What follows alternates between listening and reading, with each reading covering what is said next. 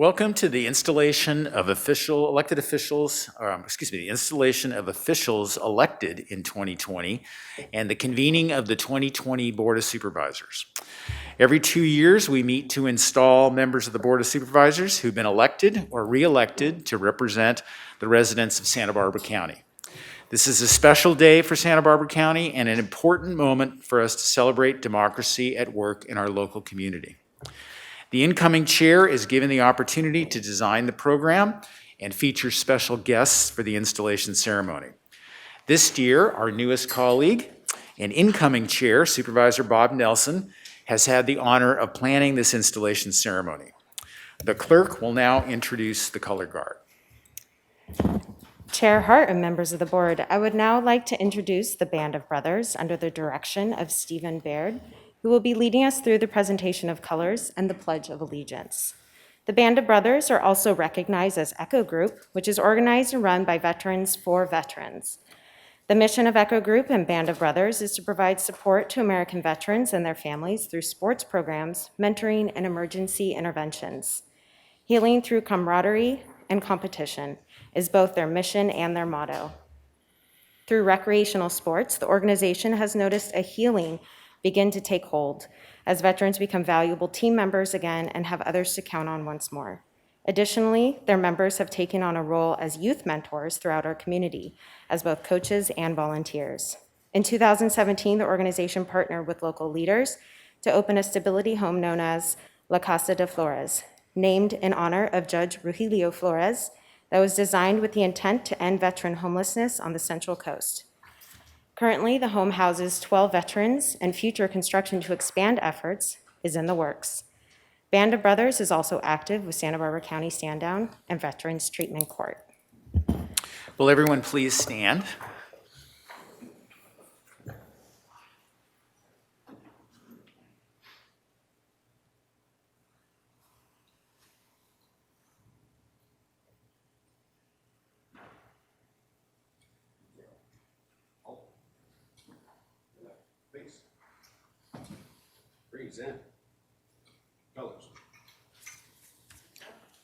I pledge allegiance to the flag of the United States of America and to the republic for which it stands, one nation, under God, indivisible, with liberty and justice for all.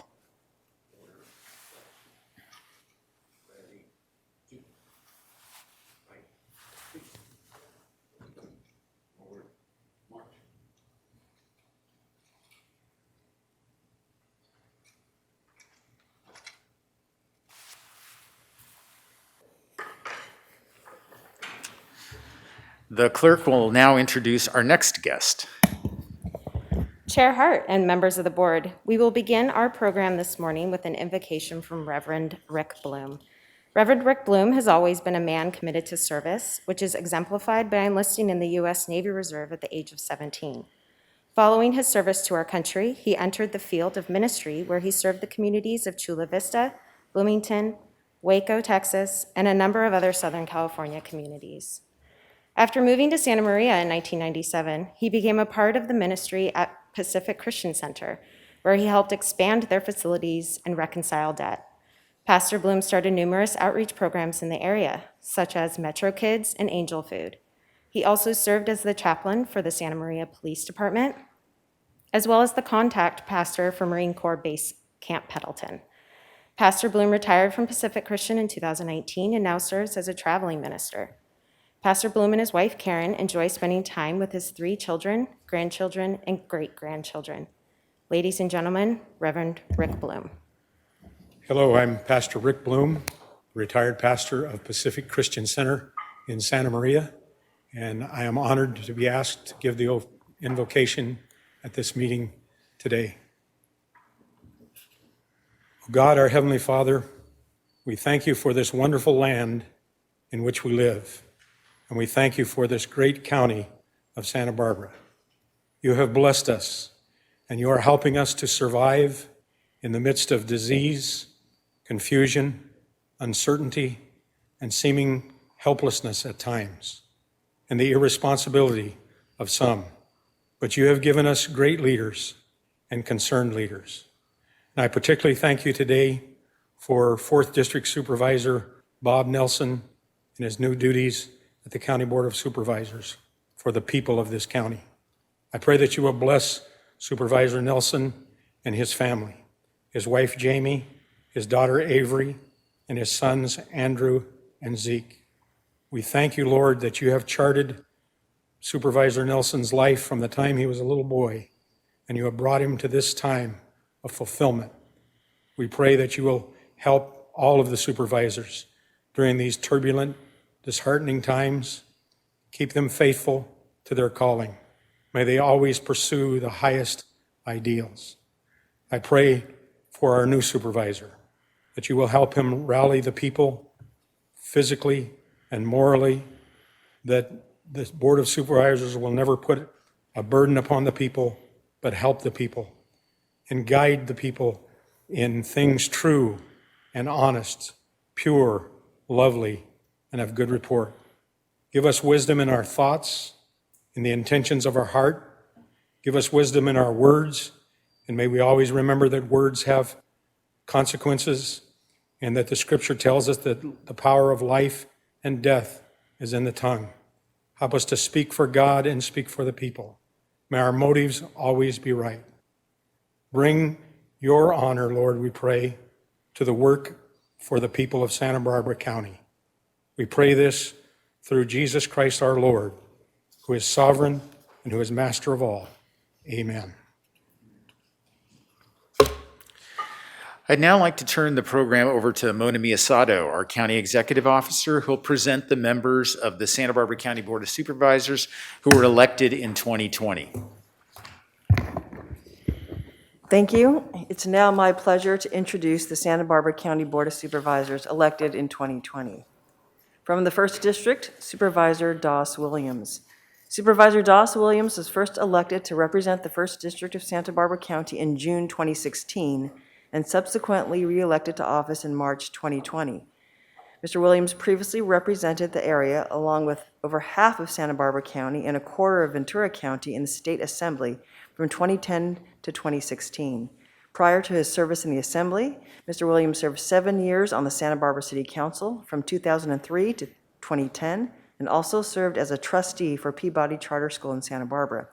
His first term in office as supervisor was marked by responding to the 2017 Thomas Fire and subsequent debris flow. Supervisor Williams has also taken a proactive role to develop clean energy locally and working to protect vital public services such as our libraries.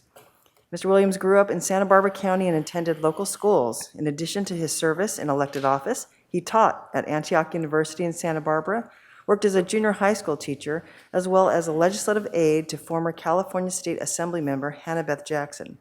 Mr. Williams holds a master's degree in environmental science and management with a focus on water pollution, planning processes, and land use law at UC Santa Barbara's Bren School of Environmental Science. Congratulations, Mr. Williams.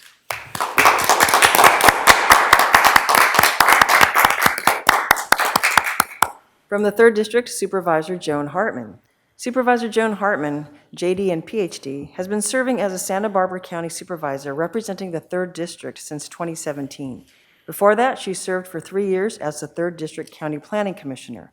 Her policy priorities include transitioning to renewable energy, promoting community wellness through parks, trails, and bicycle infrastructure, and developing greater community resilience to withstand emergencies. She is also focusing on addressing the special needs of children, seniors, and people experiencing homelessness. Government transparency and responsiveness are key values. Joan began her career in the academic world, serving as director of the public policy program at the Claremont Graduate School, assistant professor of environmental studies and government at Oberlin College, and later as an adjunct professor of environmental studies at USC. She has also worked for several federal government agencies, including the Congressional Research Service, the U.S. Department of the Interior, and the U.S. EPA Region 3. Ms. Hartman helped found the Southern California Wetlands Recovery Project, a novel public-private partnership to restore coastal wetlands and watersheds. She spearheaded the Buellton Urban Growth Boundary Initiative, which requires a vote of the people before the city can expand its boundaries, the first such initiative in Santa Barbara County. She also advised the Goodland Coalition, which successfully campaigned for a similar initiative in Goleta. She served for 6 years as a court-appointed special advocate, CASA, for children in foster care. She also served on the Wilding Museum's Board of Directors, the Fund for Santa Barbara's Grant-Making Committee, and the Santa Barbara Foundation's LEAF Advisory Committee. She is married to Jim Powell, and has 1 adult daughter and 2 adult stepchildren. Let's congratulate Supervisor Hartman.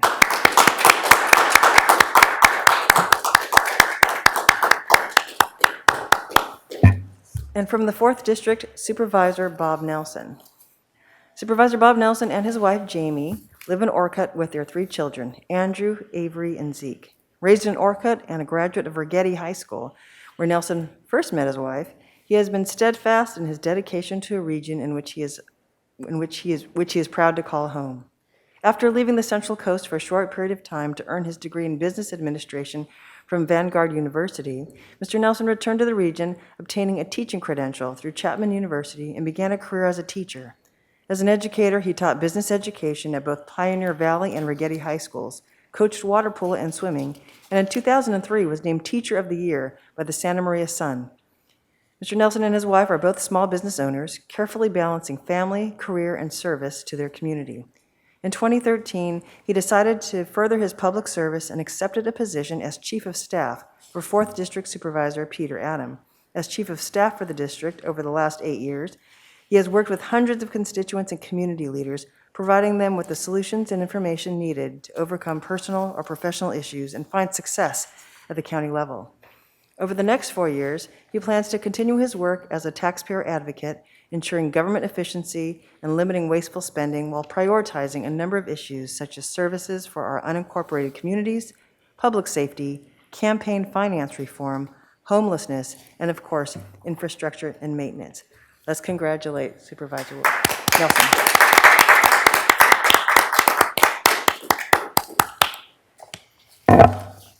In a slight departure from our usual practice, we will not be administering the oath of office during today's program. The members of the Santa Barbara County Board of Supervisors who were elected in 2020 have already taken their oath prior to today's ceremony. And I would like, again, for all of us now to congratulate them in their elections to the board.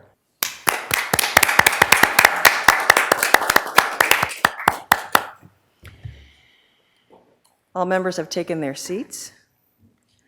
And so we will do a formal introduction now for the 2021 Santa Barbara County Board of Supervisors. From the 1st District, Supervisor Doss Williams.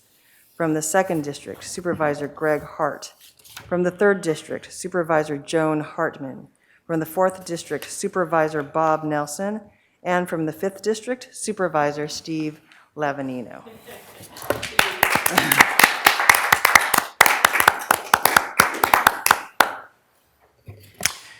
It is my distinct pleasure to call to order the 2021 Santa Barbara County Board of Supervisors. This marks the 171st convening of Santa Barbara County's highest legislative body. I will now accept nominations for the position of Chair and Vice Chair for 2021 of the Board of Supervisors, who also sit as the Board of Directors of the Water Agency, the Flood Control and Water Conservation District, the Santa Barbara County Fire Protection District, the Laguna Sanitary District, the Santa Barbara Fund for Public and Educational Access, and other special districts. Is there a motion? Mr. Chair, would you like them together or separately? Either way is fine. Well, may I have the honor of nominating Supervisor Bob Nelson to the chair? I did have the same position as he did, coming new onto the board and taking the chair, and I'm sure he's going to do a wonderful job. So it's an honor to have this opportunity to nominate him. Thank you for that motion. Is there a second? Second.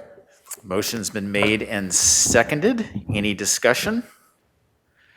Madam Clerk, would you please call the roll? Supervisor Williams. Aye. Supervisor Hartman. Aye. Supervisor Nelson. Aye. Supervisor Lavanino. Aye. And Chair Hart. Aye. Motion passes unanimously. And is there a motion for the Vice Chair position? Chairman Hart, it's my honor to nominate my colleague, Joan Hartman, for Vice Chair. Thank you. Is there a second? Second. Motion's been made and seconded. Any discussion? Madam Clerk, would you please call the roll? Supervisor Williams, Aye. Supervisor Hartman, Aye. Supervisor Nelson, Aye. Supervisor Lavanino, Aye. and Chair Hart. Thank you. That concludes our business. We have remarks from the outgoing chair and the ingoing chair. So I will start off. I have been speaking a lot this past year, so I'm going to keep this very short today. I want to thank the employees of the county family. The term essential has taken on new meaning this last year, and I can't tell you how proud and honored I am to work with all these dedicated public servants. The breadth and depth of services and issues that they tackle each and every day of the year on behalf of county residents is laudable. I'd also like to extend my gratitude to Jacqueline Alexander and the clerk of the board's office. You've made my job very easy up here. The pandemic served up a curveball for public participation, and you and your team have handled it with grace. I want to thank Mike Gazzoni and his team of county council, my favorite buzzsaws, for their counsel and guidance. Let me please take just a moment to thank Ms. Miyasato and her executive team, Terry Mosnisich, Nancy Anderson, Barney Malekian, and Jeff Frapwell for their outstanding leadership through this extraordinary year. I've said this before, and it bears repeating. There is no one you want more in the trenches with you than Mona. We're so fortunate to work with such a dedicated and capable team that she helms day in and day out at the County of Santa Barbara. I'm also very grateful for the leadership of our Public Health Director, Dr. Vonda Reynoso, and Dr. Henning Anzorg, our Public Health Officer, who have worked tirelessly this year to protect the health of our community every single day.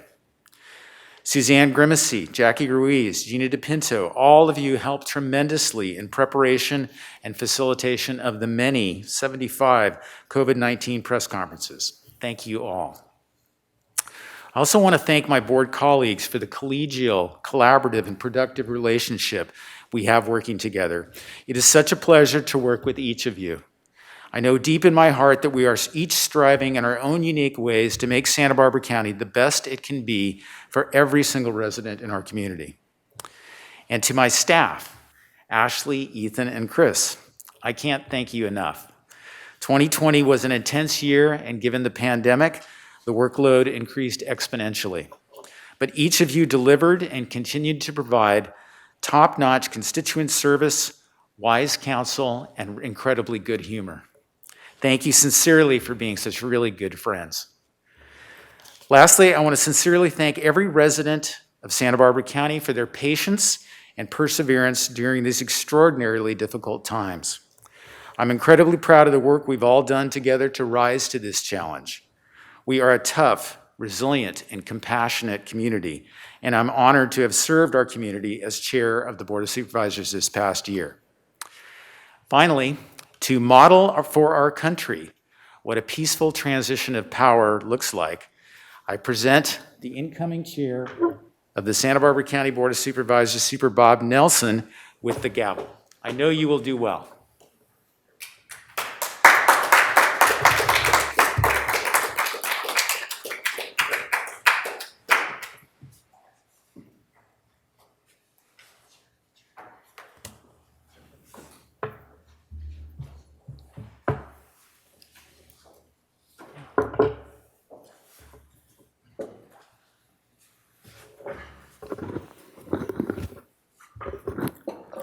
At this time, do any of my colleagues have any comments? Thank you. I just wanted to express my gratitude to outgoing Chair Greg Hart. He's been the face of the board during an unprecedented time, and the board chair doesn't have huge powers beyond the rest of the board members, but you've been called upon to really step up in a way no board chair has ever had to do before, and you've done it with good humor, with dignity, and I'm just so grateful, and thank you for your leadership.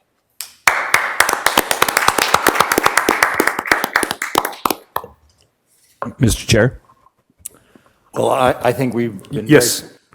Oh, hey, see, Doss, the colonies are going to be going first from now on. It's all good. It might be a trend. I don't think so. So, I just wanted to say, Greg, Circumstances have a weird way of sometimes, I don't know if it's just the stars aligning or whatever, but your personality fit perfectly what we needed this year. This year we needed that calm, steady hand on the wheel, and you provided that in spades. I also want to thank your staff that, sometimes those folks get overlooked, and I know you mention them by name, but when you're the chair, you've got so much other stuff going on that they were a great resource for my office. And those times that you put in, those innumerable press conferences, I just want you to know that did not go unnoticed. I would log in and watch it and log out, and I know that there was a lot more to it than that. So I just want to let you know my fellow board members and I got together and a little show of appreciation, purchased you a gift card to REI, which so you can get outside, breathe some fresh air, and hopefully relax because you definitely earned it. Thank you. Thank you, Supervisor Lavenue. Supervisor Williams? Well, I want to express how blessed I think this board has been by your chairmanship, Greg. I think it's Bob's down there. important for people to know that, there's a little bit of history that Greg, there was folks who wanted to end Greg's political career, and they were almost successful. And Greg stepped back in after a bruising fights earlier in his last couple years on the council. And I just want to express how thankful I am that you did it, that you stepped back in, despite knowing how ugly it can be. And I think we're blessed because of that steady hand that was mentioned, but also because Greg gets that things have a long lifespan, that the actions that we take reverberate and have ramifications. And he thinks about it, and he listens, and sometimes he changes his mind, which I know in this day and age never happens. But I think is the mark of someone who's really trying to get it right, really trying to navigate the hard stuff, and it hasn't gotten any harder than this. So I think the constituents of the 2nd District are extremely blessed, and we have been blessed by your chairmanship. Thank you, Supervisor Williams. And, over the last couple of years, running for office, everybody asked me what was I'm most nervous about. And previously being out there in the audience and never getting a chance to be up here in the big seat, as I call it, that didn't make me nervous, although I am nervous now. What kept me up at night was the 75 press conferences. When I read that in the News Hawk the other day, I just, I did my quick math, and that was one every 5 days for an entire year. And I know the content and the time that your whole entire staff put into that. And thank you, 2nd District, for your service to our county. I know as chair, sometimes you have to put your priorities and your goals for your district aside for the betterment of the county. And you've done that this year in a way that is quite impressive. And so on behalf of the people of the 4th District, I thank you, Greg. And I look forward to following in your model as someone who represents the entire county. So thank you, Greg. So I think I get to make some remarks now. And I don't want to be a supervisor that's long on speeches. That's not... Chair Nelson and members of the board. Excuse me. Prior to moving on to your official remarks as incoming chair, we do have a quick little video to show Oh, my apologies. our appreciation to our outgoing Chair Hart. Thank you.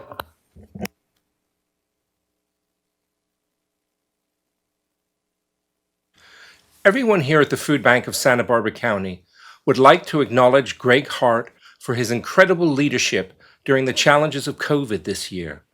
It was a real case of right person, right place, right time. He has been there tirelessly for this organization and for the people we serve. Thank you, Greg. Supervisor Hart, on behalf of myself calm, and the entirety of the social sector, I want to thank you for your leadership this past year. You led with a clarity of vision, with transparency and responsiveness, compassion, and most importantly, integrity. 2020 was so challenging, but you were balanced, you were calm, and you were honest. And all of us in Santa Barbara County are so grateful for your leadership and indebted to you for your service. Thank you. Supervisor Hart, on behalf of Family Service Agency, Santa Maria Valley Youth and Family Center, and the Little House by the Park, thank you for your service to the residents of Santa Barbara County, and thank you for your service as the chair of the Board of Supervisors. Here's wishing you all the best in 2021.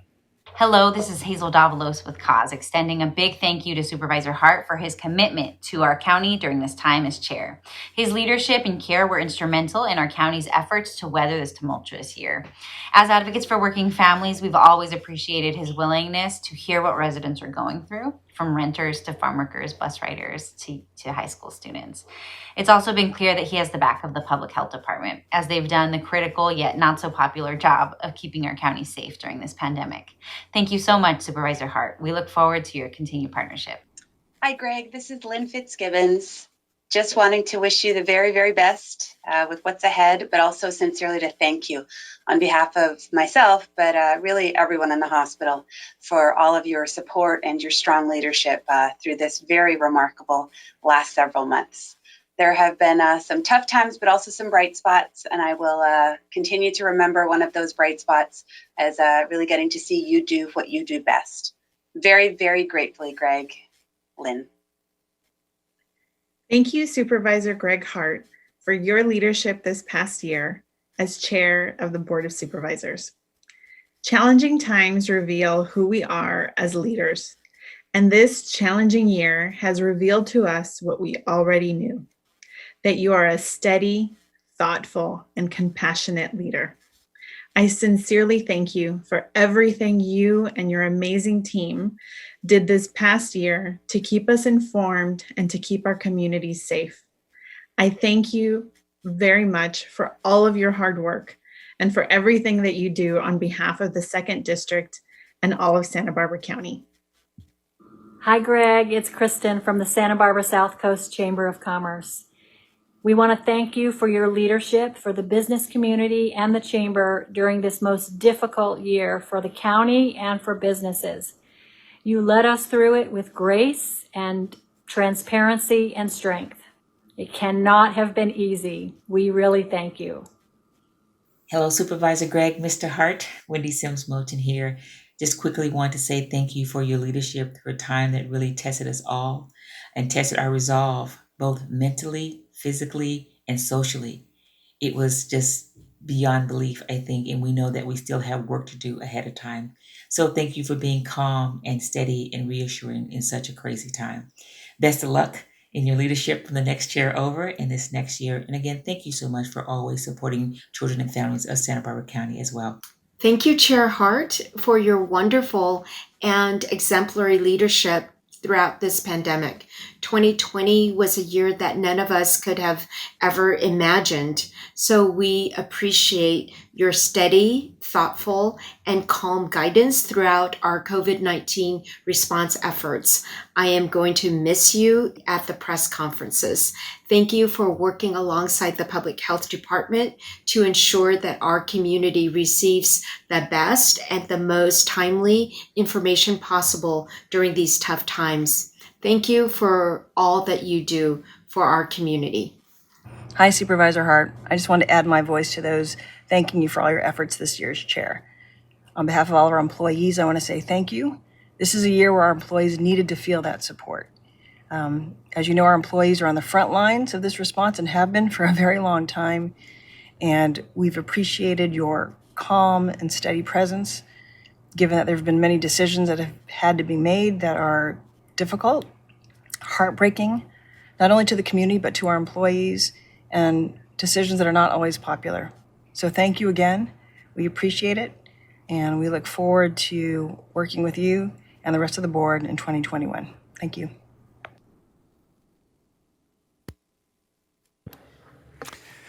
I would just like to say thank you so much. I am deeply touched and honored to have worked with all of you and all of them and all of us together.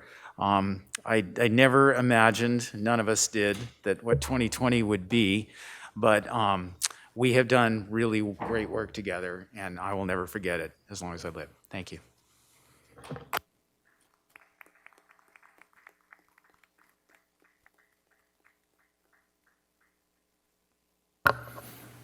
Again, thank you, Chair Hart, for all you did for us last year. I'm sorry, Supervisor Hart, but thank you. It's going to be a hard habit to kick for the community. As I said, I don't want to be long on speeches, but I do want to take the opportunity to thank some people. This is a unique opportunity for me. So first of all, I want to thank you, my colleagues, for electing me chair. I know that over the last couple months, I've got a chance to meet with each one of you, and I know despite that we have different philosophical backgrounds and maybe some beliefs and diverse constituencies, that we all want what's best for our county, and I trust that we are going to work well as a team. So I ask for your patience and grace over this next year as I evolve into and mature into this position, and I look forward to the next year and the next 4 years serving on this board. As was mentioned before, as chair, I got a chance to design our meeting today. And because it's COVID, everything's a little different. But I did want to recognize the members that participated today. First off, the Band of Brothers. There's no nonprofit that I know of in my community that does more with less. It's a organization that's both in Lompoc and in Orchid and Santa Maria, so I thought it was quite fitting that they be the ones to do the color guard today. They are truly a volunteer organization, shoestring budget, and they really have made their life a commitment to others, of course, in their service in the military, and then their service now in their community, camaraderie, accountability that they provide for each other. And what they've done with the Veterans Treatment Court, Veterans Homelessness, they've actually created their own house. And the crisis intervention teams that they send out with our crisis intervention teams is one of the unsung heroes in our community. And I thank the Band of Brothers for their participation today. For our invocation today, Pastor Bloom was able to do that. And obviously he's a special person to me, and I think the feeling is mutual, but from his prayer, he's one of the people in our community that still calls me Bobby, so we've known each other for quite some time. Some of you may or may not know my dad was a minister in the same denomination that Pastor Bloom was in. And although my dad passed away when I was younger, there's that kind of commitment that we have to each other, being a part of the Assembly of God denomination. And so it was a real honor to have him today. He is a leader. He sets a great example of somebody who gets things done with sincerity, humor, and humility. And so I think it was very fitting that he was with us today. And for everybody out there, those were all pre-recorded, so we saw more than the normal people in a crowd, but there was one other guest that I asked to come, but unfortunately, COVID circumstances did not make that possible, and that was Brooks Firestone. And so many of you know Brooks as a former member of this board, former 3rd District Supervisor. And Brooks has always been someone I've looked up to, and I think he set a good example. He's been an encouragement to me, and he's someone who brought the county together. You know, when he came to become supervisor, there was talk of a county split. And whether that was the right thing or the wrong thing, that didn't happen, but Brooks was the one that kind of came together and brought both sides to the table, and that wasn't the future of our county. And I hope that we've been stronger together since then, and that we will be stronger together in moving in the future. And that's an example that Brooks, had brought to me, and I thought he would have been a fitting speaker for us today, especially in these times. Some other people that I'd like to thank is, first of all, my constituents, the people of the 4th District, the voters of the 4th District, for selecting me as their supervisor. You've done so much for me, and I'm thankful for you entrusting me the opportunity to represent you zealously on this board.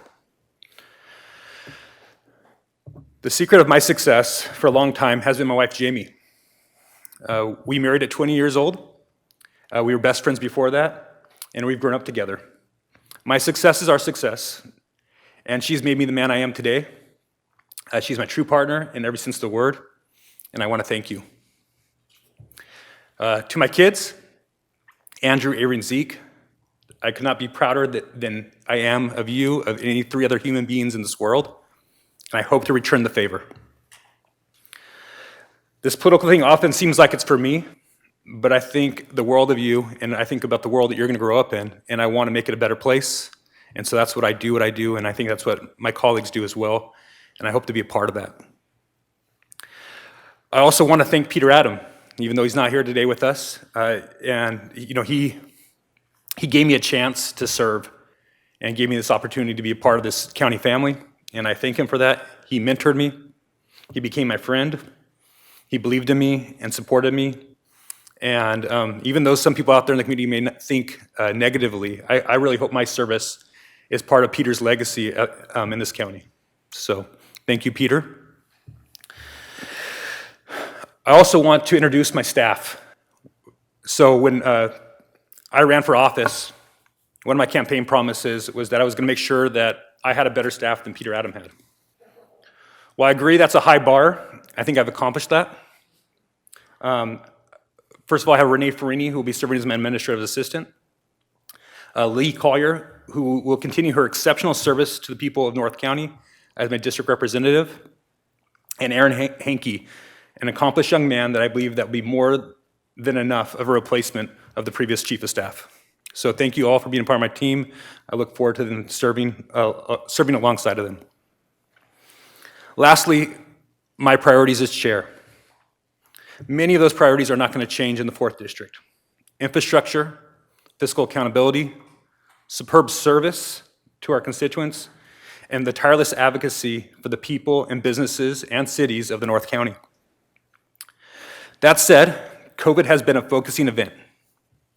As a family, I know we've grown closer. We've stripped back the things that we did that may have been superfluous, and we've focused on what's important. I'm proud to say I'm closer to my family, and many of you may be as well. But I think that example can be shared here at the county, where it's reminded us that we need to be more efficient, that with a little bit of will and a lot of technology, we can do more and be leaner and meaner. And I think we're going to have to be.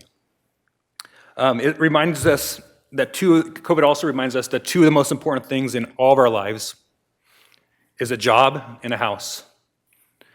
And those things have been threatened through this process.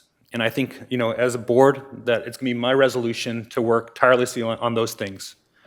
I think that we need to say yes to as many things that we can to help people's lives, and I'm committed to do that. And I thank you all for this opportunity, and I look forward to serving. And as Peter said when he was chair, let's get to work.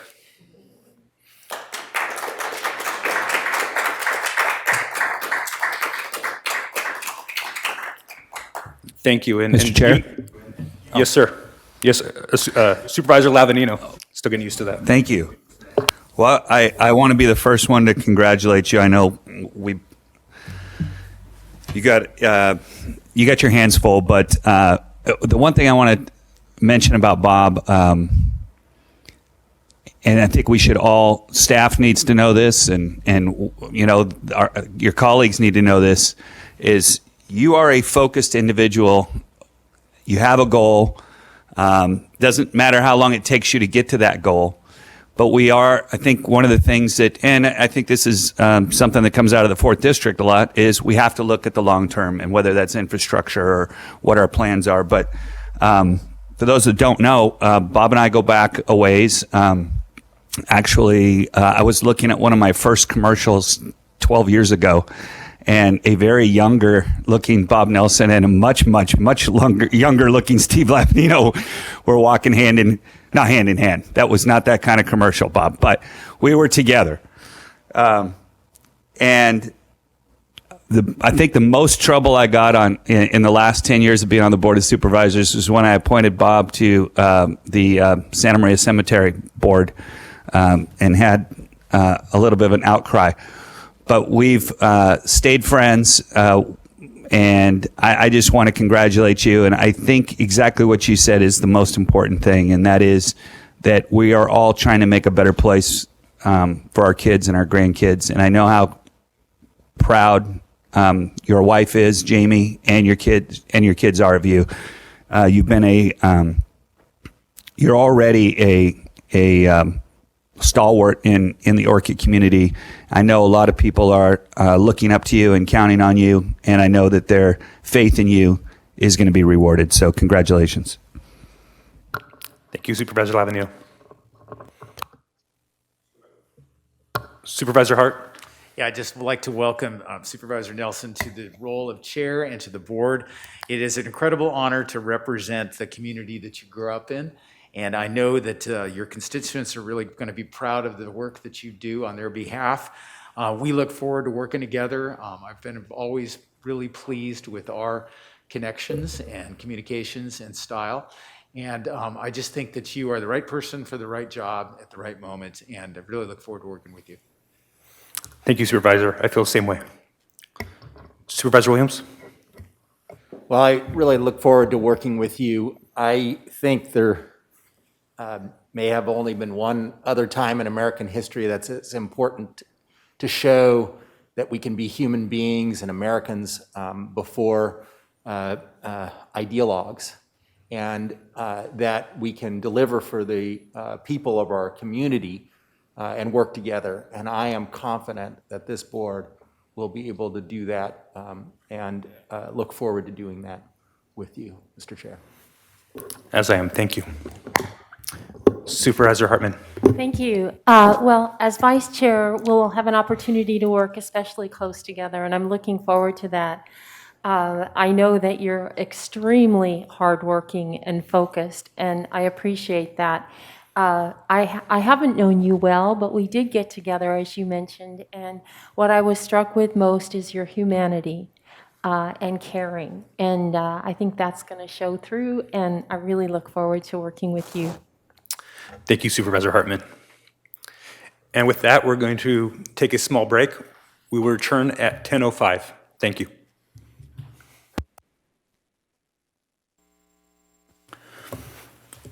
I will reconvene the January 12th, 2021 meeting of the Santa Barbara County Board of Supervisors. Will the clerk please call the roll? Supervisor Williams? Here. Supervisor Hart? Here. Supervisor Hartman? Here. Supervisor Lavanino? Here. And Chair Nelson. Here. The next item of business is approval of the minutes from December 15th, 2020. Is there any discussion? Supervisor Hart. I'll move approval of the minutes. Second. One chance here, excuse me. Even though I was not supervisor at the time, I did review the tape of the meeting and the minutes, and I will be voting to approve the minutes as well, for the record. Madam Clerk? Supervisor Williams? Aye. Supervisor Hart? Aye. Supervisor Hartman? Aye. Supervisor Lavanino? Aye. And Chair Nelson. Aye. Motion passes unanimously. CEO Miyasato, is there a CEO's report today? Chair Nelson, there's no report today. Thank you. Madam Clerk, are there any announcements or changes to the agenda today? Chair Nelson and members of the board, yes, I have a couple quick announcements this morning. First, I'd like to note that we posted an addendum to the agenda on Friday, adding administrative item A49. This is from the Auditor Controller. It is to consider recommendations regarding the AB 1600 mitigation fee annual and 5-year report, fiscal year 2019 through 2020. And this information is available online. In addition to that announcement, I would like to just remind the public who are participating in today's meeting and would like to provide public comment on any item on today's agenda or a general public comment to please see page 2 of our agenda to receive instructions on how to register for the Zoom webinar. Once the chair has announced the item you want to comment on, please join the meeting with the information provided in the registration email. You will be placed on mute until it is your turn to speak. If you are using a touch-tone phone, You may need to press *6 to unmute yourselves once the clerk unmutes you. Again, if you are using a touch-tone phone, you will need to press *6 to unmute yourselves. Thank you very much. That is all my announcements this morning. Thank you, Madam Clerk. The next item is the approval of the administrative agenda. My understanding is that the 3rd District would like to have item A6 pulled. And any other members? Supervisor Lavanino, are you good up there? I'm good, thank you. Okay. And I would like to pull items A5 and A8. Madam Clerk, are there any items that are being pulled by the public? Chair Nelson, excuse me, and members of the board, yes, we have request to pull administrative item number 23, as well as administrative item number 47. All right. Well, can I get a motion from one of my colleagues to approve the balance of the agenda outside of items 5, 6, 8, 23, and 47? I'll move approval of the administrative agenda with the exception of those items that the chair described. Second? Madam Clerk, or any discussion? Madam Clerk, would you please call the roll? Supervisor Williams? Aye. Supervisor Hart? Aye. Supervisor Hartman? Aye. Supervisor Lavanino? Aye. Chair Nelson? Aye. Motion passes unanimously. All right, Madam Clerk, would you please read item A5 into the record? Chair Nelson and members of the board, administrative item number 5 is from Community Services. It is to consider recommendations regarding Halama Beach Park Grant Award and grant application resolutions, and this is in the 3rd District. Thank you. I've asked to pull this item. I support this item. I support these grant applications. I think that's going to be a great opportunity for the county, especially at the park. But I did have a small question for Community Services. Do we have Community Services available? Hi, Chair Nelson. I'm here as well as Jeff Lindgren, so we can answer any questions you may have. Thank you very much. The question I just had was a simple one. I was wanting to confirm that Halama Beach is the only park asset we have in the county that we charge for beach access. That's correct. It is a campground, and we do charge for beach access there. Right. All right. Thank you. Like we do at Kitchen Lake. Ms. Hartman. Yes. Chair Nelson, they do charge at Kachuma, not on the beach, but more importantly, this is a grant to enable us to study this area and bring perhaps parking and access to the beach that would not require paid parking. And I share with you a keen interest in ensuring that we have more North County access to the coast and to recreational opportunities. So this is very much in accord with that. Supervisor Hartman, I absolutely on board with that as well. And so that's just, I wanted to make that point. Thank you very much. Thank you very much, Mr. Chapchian for coming. Can I get I'll get a motion to approve that item? So moved. Second. Madam Clerk, could you please call the roll? Supervisor Williams? Aye. Supervisor Hart?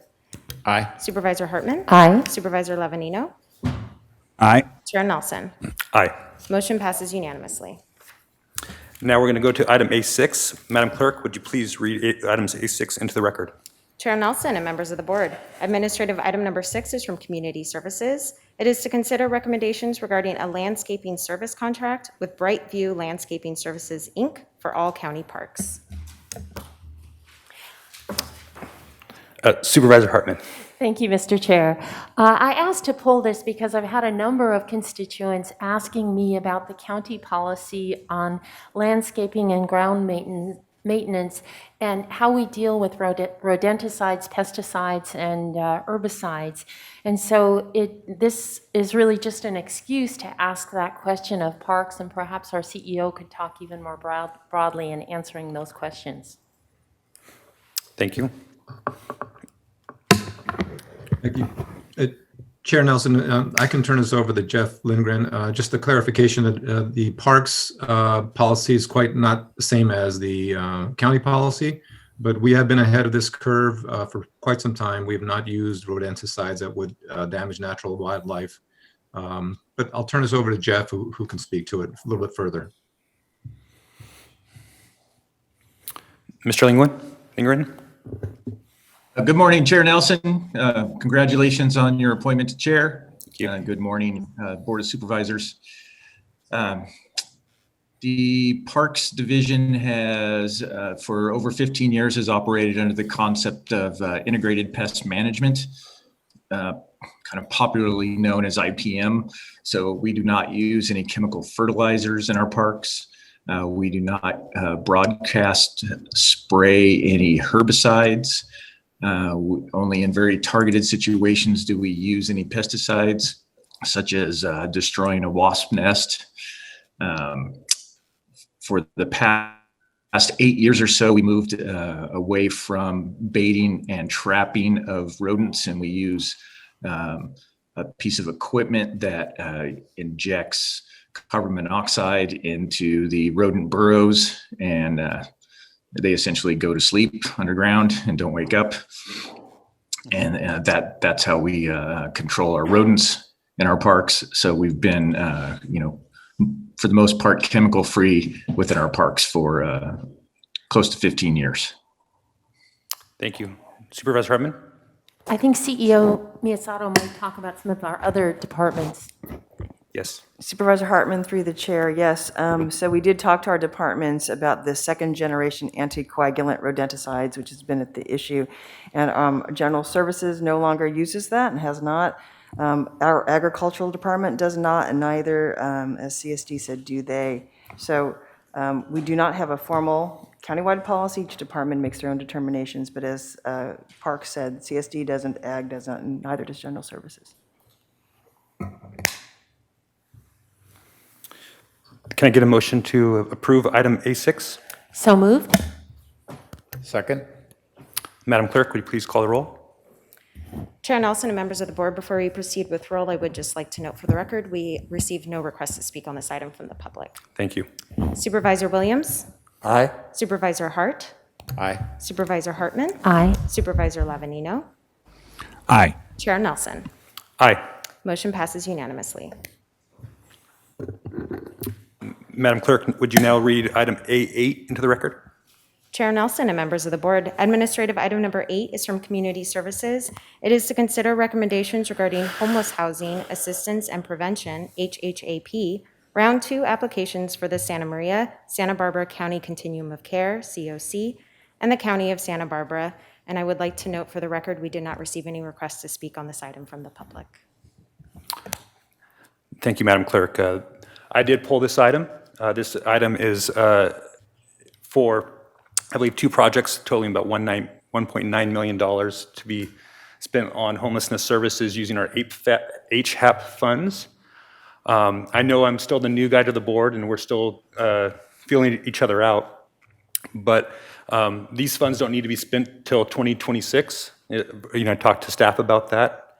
And I'm curious if at some point we maybe want to hit the pause button on some of these expenditures to some of these programs till we as a board have maybe a more firm direction and prioritization. I know we're going to be having homelessness phase 2 plan before the board on February 9th, and I'm really looking forward to that conversation with all of you for us to lay out our priorities. I know that we have staff and the continuum of care doing the best they can, and I'm not disparaging any of these programs individually, but that's a lot of money, and that may be money that we would want to spend differently if we had maybe a different set of priorities. And so again, I know I'm new on the board and I don't know if there's any other interest in that, but it was something that I looked at. I talked to staff and I understand, I believe they're on the call, but that those are funds that can be spent on various different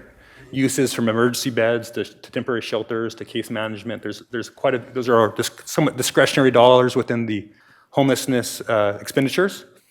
And so I didn't know if there's any other interest to maybe hit the pause button on some of these expenditures while we get to a chance as a board to collaborate and move forward. Well, Mr. Chair. One second, County Council. Okay. Mr. Chair and Supervisors, my understanding is that at least some component of this has an application deadline of later this month. So even though the dispersal of funds is pretty open-ended, we have an application deadline for which we do not have another timely board meeting. All right, thank you, Council. That was something I didn't know, but I believe that Supervisor Lavanito had a question. Well, I'm glad you went to Mr. Gazzoni first because I think that answers the question. Yeah, I am. I'm looking forward to the February meeting as well to lay out, kind of look at all of our priorities and how we're handling things. But yeah, I would have supported your motion, but it looks like we're up against the shot clock. Mr. Chair, if I could clarify. Mr. Chapter, one moment. County Council. Chair, I think you're doing exactly what I was going to recommend, to hear more details from the department on this. So the board does have the option of either special meeting or putting in a placeholder application, and maybe Mr. Chapchin could address any revisions that could occur downstream if you did an application today. All right. Well, I think I'd like to hear from staff, if my colleagues are okay with it. Mr. Gazzoni's right. There is an application deadline of January 23rd, and you have to have a project identified or identify the way you're going to spend the money. And there's two buckets of this money as well. The $2 million is in totally the counties. $1 million is the continuum of care, and they've spent months on this prioritization of the money, and they wanted to go to diversion programs. Now, there's always a possibility of working with them to see if they would change their priorities. The county, certainly we can change ours at some point, but at this point, it is a partnership with the COC, and they've spent months on this process. So just a clarification that 900,000 is the counties, the other 1 million or so is the COCs. But we'd like to get this application in so that we don't miss this funding source. And always, I guess we can always revisit at some point and check in with the state and let them know that we may be changing our priorities. However, the money that we're spending, we'd like to spend on from the HAP is on a navigation center in South County. See if we can get 30 to 40 beds out of this process of this funding source. So I'd just like to further clarify that my desire is not to be that I'm not in favor of either one of these projects. I think that they're absolutely good projects, but I've read over the phase 2 plan, the draft in advance, and the realization is that we can't do everything. And so I'm hoping, and maybe this is a good chance for me to kind of kick that off, that we as a board really dive in and figure out what our priorities are so that when we have first dollars coming to our county or the COC, that we can show that leadership in that direction for staff and the COC moving forward. I'm not saying that that's been lacking by any means, but I'm just letting you know that my office and my commitment to this issue here, and I look forward to working with all of you over the coming months on this. Supervisor Hartman and then Supervisor Hart. Well, you raised some interesting issues, which is always nice to have a new perspective on the board. But there has been elected leaders meeting quarterly. Supervisor Hart chairs that. And so we have an opportunity with the different mayors in the 8 cities and others to talk about these priorities. And it raises the question, how do we get this to the board as a whole, this discussion? And so I'm looking forward to February, but workshops are some opportunity to really, you and I have now both had a lot of experience with people unsheltered and hands-on. What it takes to get them stabilized and into housing. And so it's a really, there's many different pockets of activity, and how we could bring that knowledge to the board is a big question. Thank you, Supervisor Hartman. Supervisor Hart. Yeah, I just want to add that, fortunately, the state has really stepped up in the last couple of budget cycles with additional funding to aid the county in serving folks who are housing challenged and unhoused. And if that is going to continue, I think it'll provide more opportunities for us to target our approach.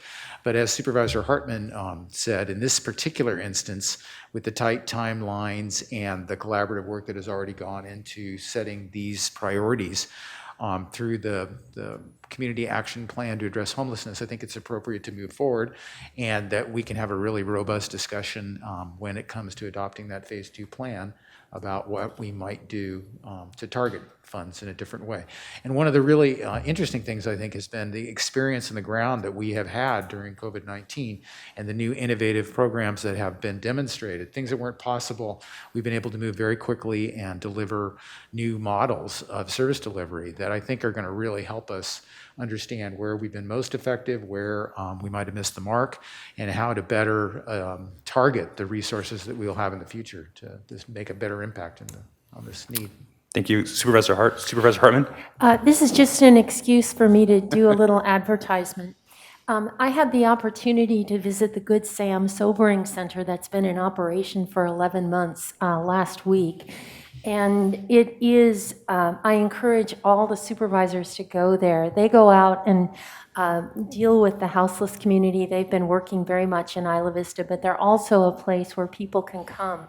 And I think it is a really important model. So if people could visit, I told them I would make this announcement and that they should be ready for other supervisors and their staff to come see. Thank you, Supervisor Hartman. Any other supervisors? Yes, I just want to echo the majority opinion that it would be my preference to proceed with this and have, of course, more discussions about what, I think it's always good to talk about, okay, what's our biggest bang for our buck. Yep. I believe that this year very much should be the year that we show our commitment to housing, and obviously that affects both homeless individuals and potentially non-homeless individuals, though most of our production of housing have been for that either formerly homeless individuals or folks wrestling with certain levels of mental illness. County Council, will our February 9th meeting be noticed in a way that we might be able to further this discussion besides receiving, receiving and filing that report? Chair Nelson, so it will be, the board can provide us any direction right now. It's the recommended action is likely approval of the Homeless 2 plan, which has already been circulated in draft and been to the cities. But because it's before your board obviously can provide other direction, other information you would like in that plan. As Supervisor Hart said, it's been a coordination and collaboration among the different cities as well, but it's coming to your board for approval, so you have policy, you can give us any policy direction. We will make sure there's time on that meeting date, so the board can have a robust discussion about it. And just, we apologize for the timing of these issues, as we said. Actually, I want to give credit to our staff. The homeless Phase 2 plan, as Supervisor Hart said, had been drafted before COVID, and we'd had meetings on it, and it was stalled. Yeah. And we waited to bring it forward because we wanted your input on it. Yeah. And thank you for doing that. That actually was my request to bring that item in 2021, so I'd be able to be a part of that discussion, so I thank you. And it sounds like the item will be broadly noticed enough that we're going to be able to have a somewhat workshop-y opportunity to talk about these things and express to the community and each other and staff what our priorities are. I'm comfortable with this item, so moving forward, it seems to make sense that it needs to be done now, and that there's a commitment on this board to continue to have this discussion moving forward. So can I get a motion? Move approval A8. Second. Madam Clerk, can you please call the roll? Supervisor Williams? Aye. Supervisor Hart? Aye. Supervisor Hartman? Aye. Supervisor Lavanino? Aye. And Chair Nelson. Aye. Motion passes unanimously. I believe that now we have the one item that was pulled by the public. Madam Clerk, please read item 23 into the record. Chair Nelson and members of the board, yes, the first item pulled from the public is administrative item number 23. This is from Public Works. It is to consider recommendations regarding adopting parking restrictions in the 1st District. And we had 3 requests to speak on this item. Thank you.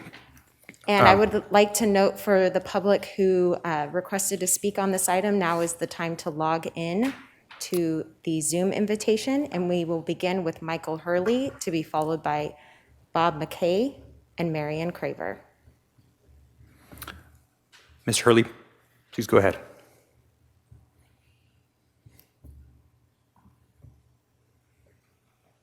Hello. Can you hear me? We can, Ms. Hurley. Please proceed. Great, thank you. Thank you for allowing me to speak today. I'm Michael Hurley, and my wife Nora and I live at 2350 West Finney Street in Summerlin. We, along with other neighbors, are hoping that there can be signage on the north and south sides of Wallace Avenue from Lookout Park to Middle Beach that would restrict extended and overnight parking, an attempt to prevent littering, abandoned vehicles, crime, partying, and noise. Also, the potential to live on Wallace Avenue for people in their vehicles. Besides the time restriction, we also suggest that a vehicle length restriction is important to prevent RVs, buses, and particularly overnight semi-parking, since they will not have the one-on-one restaurant parking that they currently have. And because Lookout Park and Summerlin businesses will be closed in the evening, we're concerned about who will be using the parking spaces. So basically, we're just asking you to consider signage on both sides of Wallace Avenue that would restrict the time and the length of a vehicle using those spaces. Thank you for listening. Happy New Year. Thank you, Mr. Hurley. Madam Clerk. Chair Nelson and members of the board, unfortunately, it appears that Bob McKay and Marion Craver have not logged on to provide their comments today. All right. Thank you, Madam Clerk. Is there any discussion among my colleagues?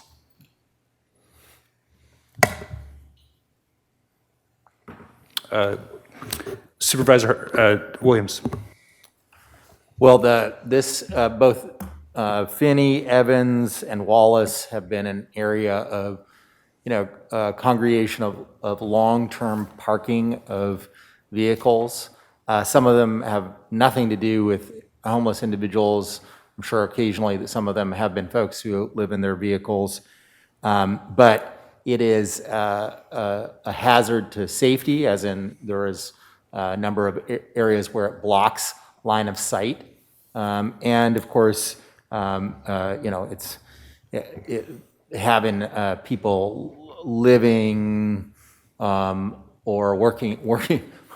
One of the more interesting ones is people using the area for mechanics to work on their vehicles. So we have a host of interesting ones that are kind of incompatible with both the residential and park usages adjacent to that, and appreciate Public Works from having a can-do attitude.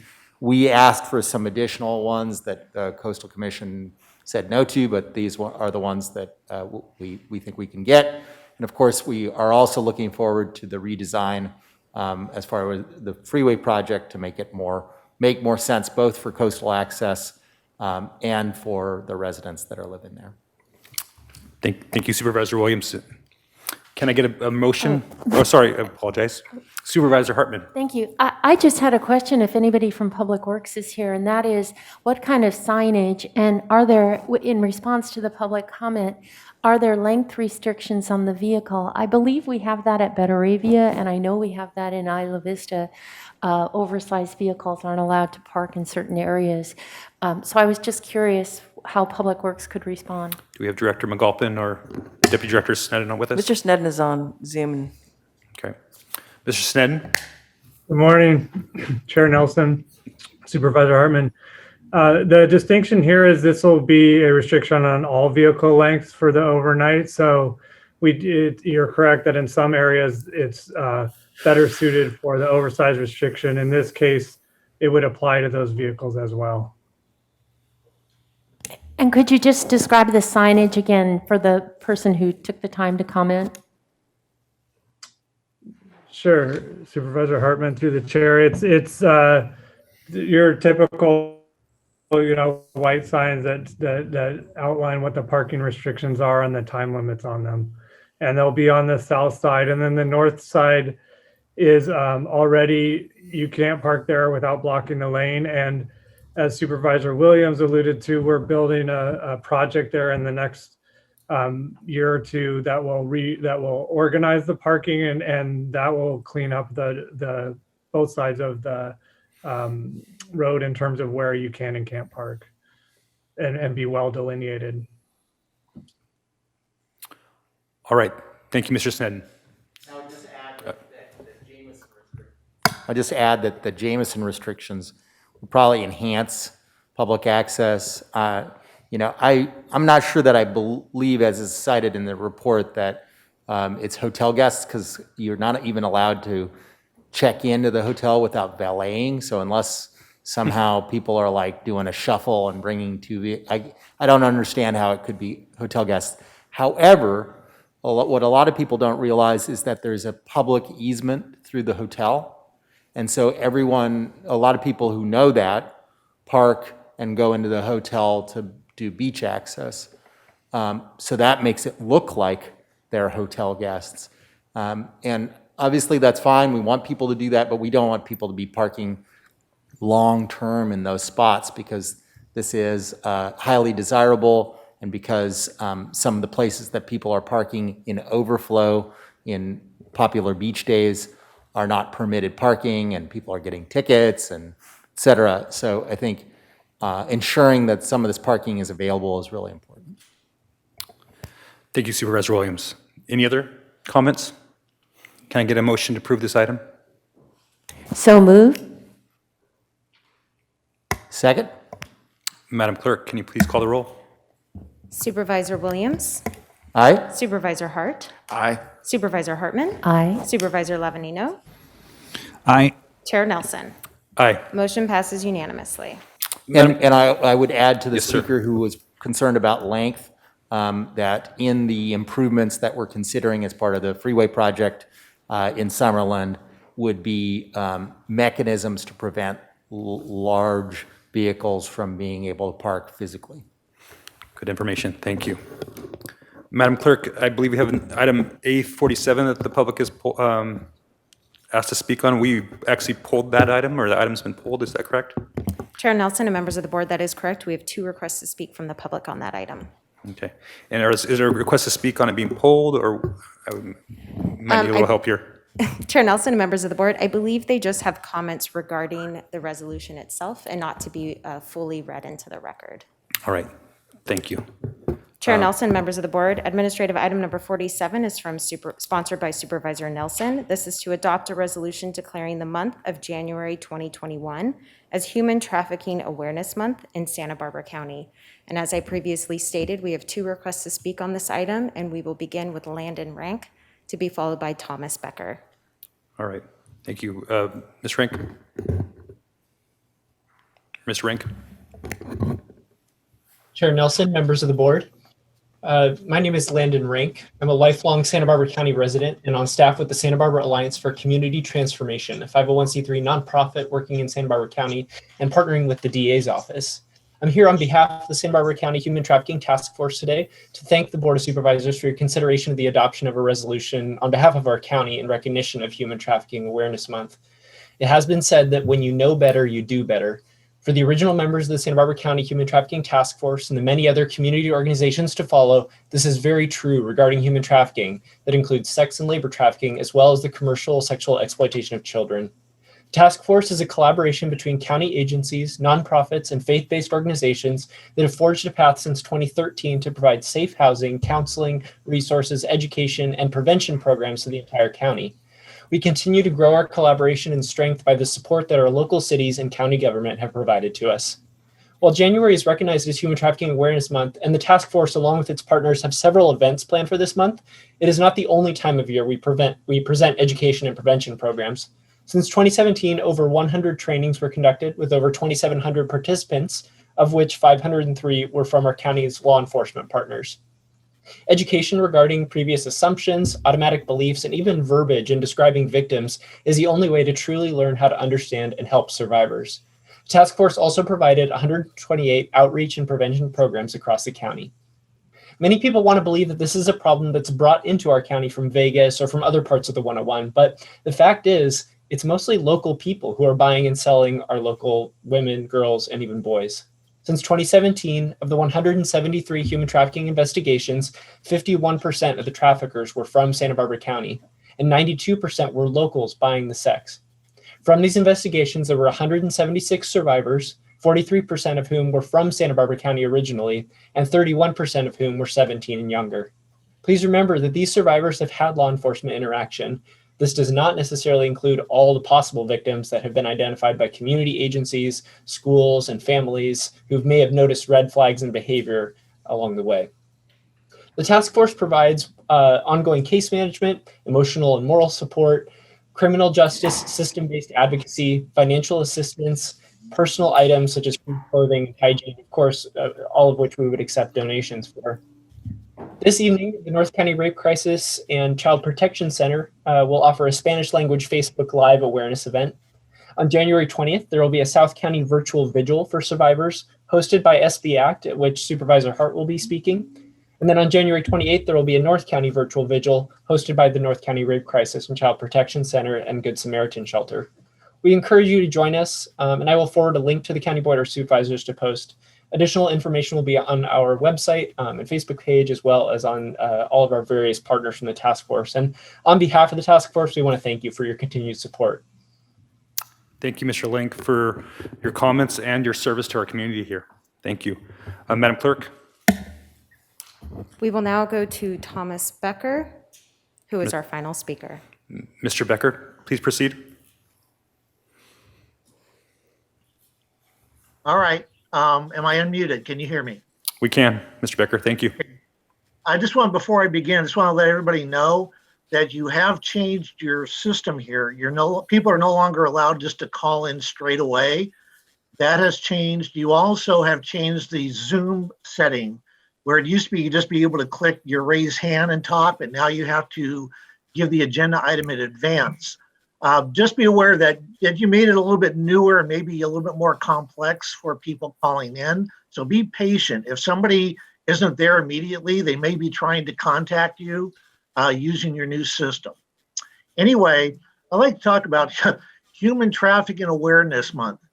I think we've been aware of human trafficking for a long time on a big scale. One word, China. How about China? China, where we buy 700, I don't know how many billions, hundreds of billions of dollars of crap from China every year. They use forced labor, slave labor. They use prison labor and have political prisoners in forced labor, child labor in China. But yet we import hundreds of billions of dollars in Chinese crap from that country every year. And we're all guilty of it. Just this last 2 days ago, my family got a new convection oven, and I turned the oven around and looked at the back, and it says made in China. I hope that's the last thing my family ever buys that's made in China. So your resolution, Mr. Nelson, is very fine, but you know that China is a major player in human trafficking, slave labor, child labor, forced labor from political prisoners. I haven't read your resolution, but does it include a condemnation of China? And does it include the county disinvesting from companies like Amazon, who bring stuff in from the slave labor country of China? Are you disinvesting from Amazon? How about Nike? Have you done anything like that? Okay, so your resolution is worthless and has no merit. If you, Mr. Nelson, aren't willing to put in your resolution, you can do it right now if you wanted to. You can call for a vote condemning China. And you know that, Mr. Nelson. If you have the courage to do it, do it. If you don't, just don't do it. But China is a major, major violator of human rights.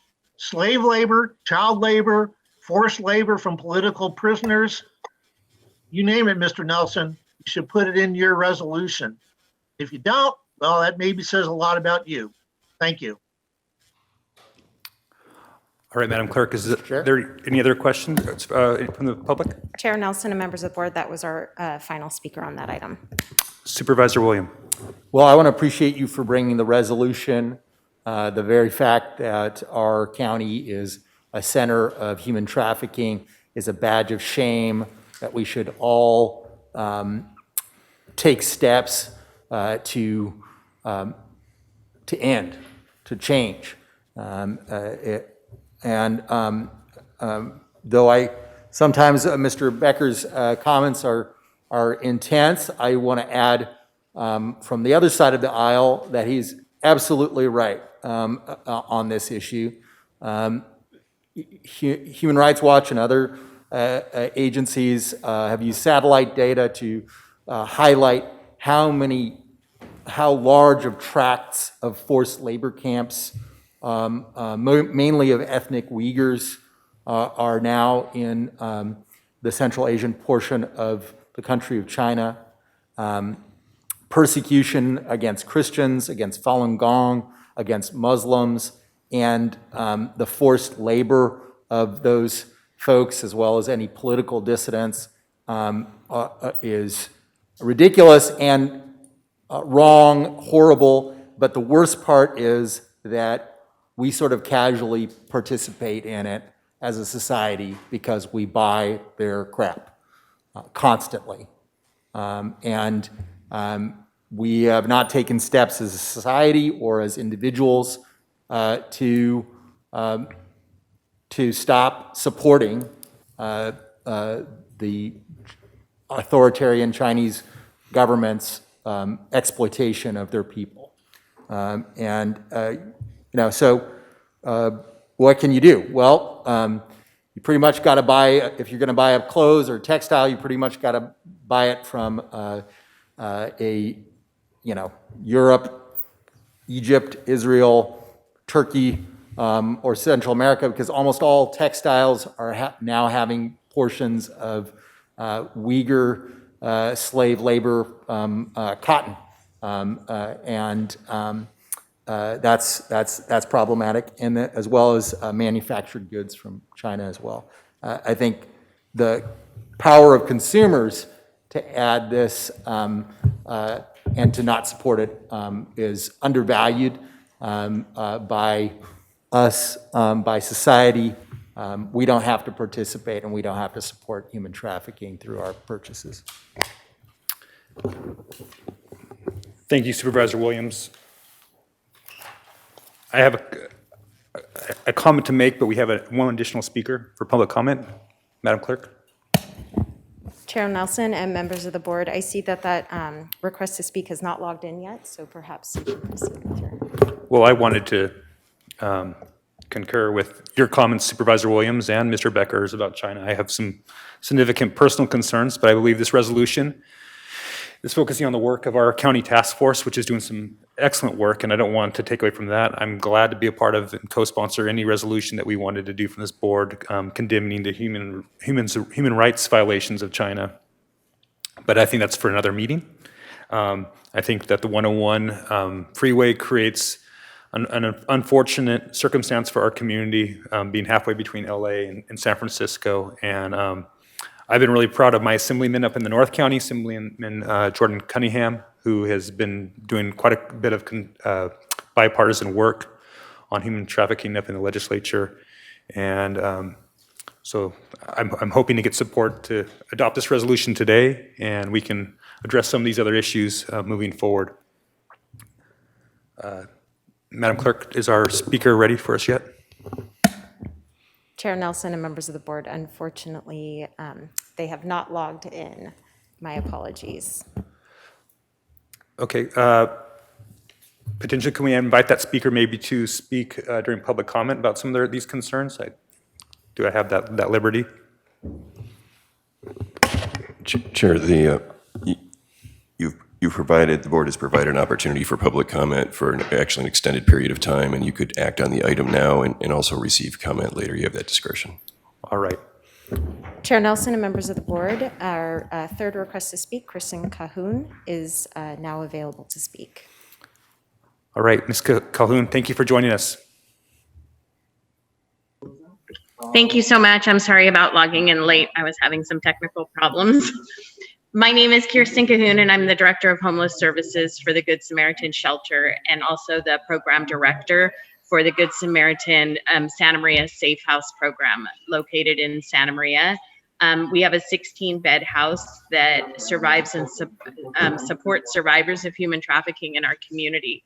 On behalf of Good Samaritan, we wanted to say thank you for issuing this proclamation and recognizing Human Trafficking Awareness Month.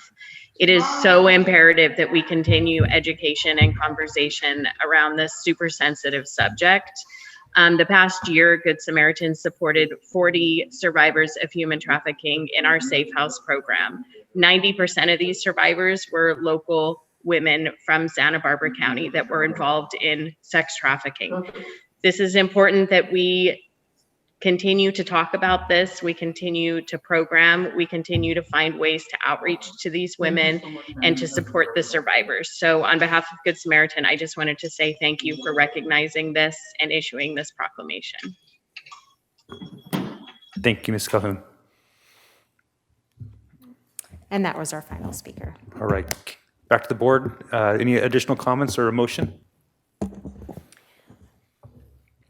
Supervisor Hartman. Thank you. I am struck by how many of these women are local and children and men and boys. There are human rights violations everywhere in the world, and China is a particularly huge violator, but what we can do is something in our county, and so I'm really grateful to you for bringing this forward and for the people who came and spoke up today, because I learned something I didn't know. I thought it was coming from other places on the 101 and just going through here, but that's not what I heard today, and that's alarming. Thank you, Supervisor Hartman. Can I, I'll Supervisor move Hart? approval of the resolution. Can I get a second? Second. Madam Clerk, can roll call, please? Supervisor Williams? Aye. Supervisor Hart? Aye. Supervisor Hartman? Aye. Supervisor Lavanino? Aye. Chair Nelson? Aye. Motion passes unanimously.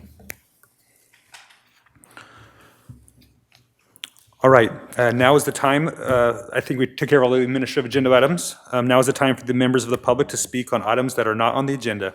Madam Clerk, are there any requests to speak on items not on the agenda today? Chair Nelson and members of the board, we have 4 requests to speak on this item, or in general public comment, excuse me. Thank you. I allow 3 minutes per speaker, and I will now close public comment. Madam Clerk, please proceed with public comment. Chair Nelson and members of the board, thank you. For all those members of the public who have signed up for general public comment today, now is the time to log in. We will begin with Stephen Baird from the Band of Brothers, to be followed by Renee O'Neill.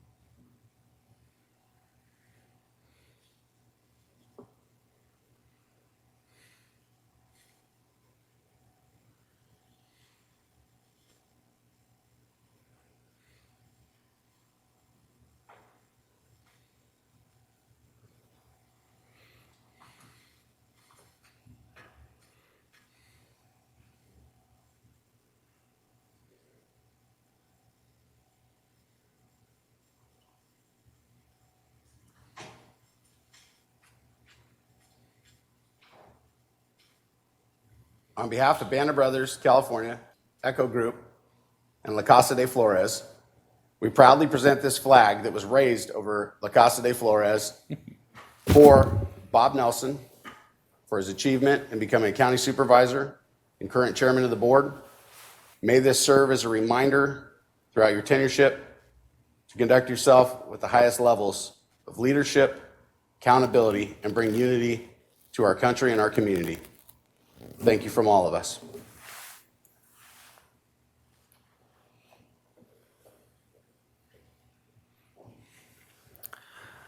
That's a surprise. Thank you, Band of Brothers, and I will treasure this. Thank you.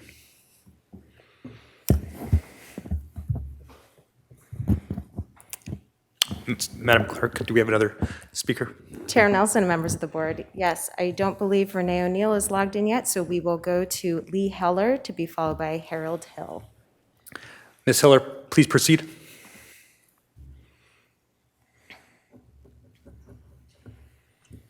Chair Nelson Yes. and members of the board. I wanted to begin by welcoming Chair Nelson. I look forward to your leadership. I know you have big shoes to fill from your predecessor in the 4th District. He's a large personality, but your thoughtfulness and grace in your comments and in your work already this morning is very inspiring. So I look forward to seeing your work over the next year. I also wanted to take a moment again to thank outgoing Chair Supervisor Greg Hart for his extraordinary leadership over the past year. It's been a hell of a year for all of you, and no one more than the chair has had to bear that burden. So I wanted to echo what is said in that wonderful video that I think does justice to him, and to say thank you to all of you for your service. Looking forward to 2021. Thank you. Thank you, Ms. Heller. Madam Clerk, our next speaker. Chair Nelson and members of the board, we will now go to Renee O'Neill to be followed by Harold Hill. Go ahead, Ms. O'Neill.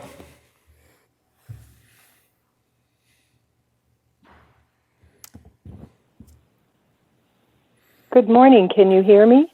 We can. Thank you. Please proceed.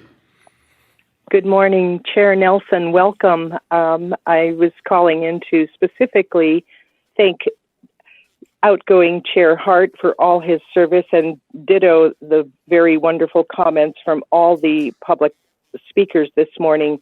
I have lost internet as of when Doss Williams was answering Tom Becker, and so I still don't have internet, and I wanted to also express my concern regarding access to making public comment and the ever-changing system that we've been going through since COVID-19 hit.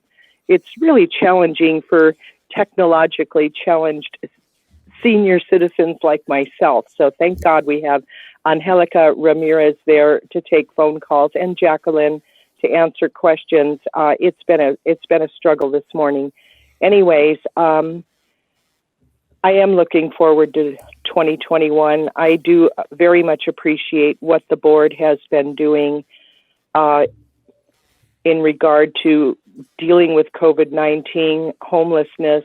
I would like to see an improvement in our area of human trafficking, as I myself have submitted information on that in regard to the trafficking that I've witnessed going on the cannabis farms in Tepesquay Canyon. And this is another industry that just seems to promote that option, which is very sad. The other thing I wanted to say was I just want everyone to pray for our country right now and to remind people that one of the greatest commandments from God is to love one another and to try to love others as he has loved us. So I appreciated the prayers from the pastor this morning from First Christian Church. And as a Christian, I strongly believe in prayer and hope and pray that our leaders in our county, in our state, in our nation make the right decisions moving forward with regard to everything that's going on. Let's keep democracy in place and do our best to support the rights of others in all areas. Thank you for listening, and all of you have a good day. Bye. Thank you, Ms. O'Neill. Madam Clerk, we have another speaker. Chair Nelson and members of the board, we had one more request to speak on this item, and unfortunately it looks like Harold Hill has not logged in. My office is trying to connect with him now. All right, acknowledging that we're having a little bit of a changeover, I think ultimately the changes that have happened since our last meeting are going to lead to improvements. And so I don't mind hanging on for just another few moments here and see if we can get that public commenter in.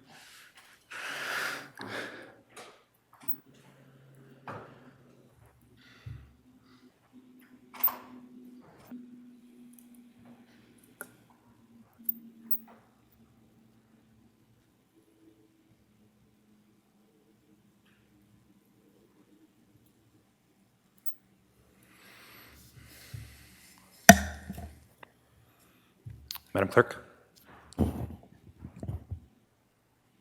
Chair Nelson and members of the board, unfortunately, it appears Harold Hill is not logging in for general public comment. Well, thank you for your effort. With that, we're going to go ahead and close public comment. I believe unless any of my colleagues need a small break. Oh, are we? Unless any of my colleagues need a small break, we're going to go ahead and proceed with D1. Are we good? All right. The next item is Departmental Item 1. Madam Clerk, will you please read the item into the record? Chair Nelson and members of the board, departmental item number 1 is from the County Executive Office. It is a hearing to consider recommendations regarding a coronavirus disease 2019 COVID-19 update.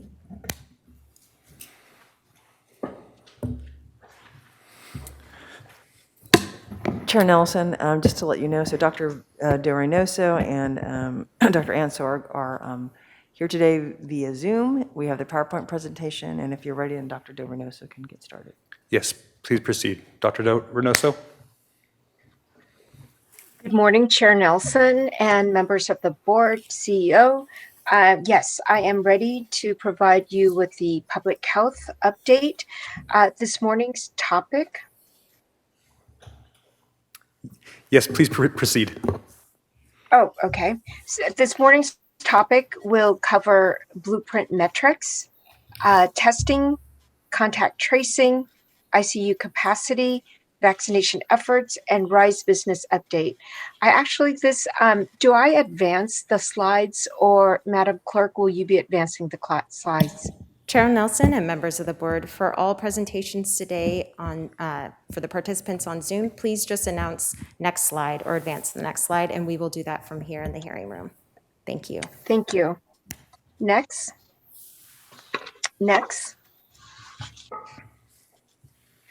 The rainbow graph sharing with you the anticipated blueprint metrics that will be announced at noon today.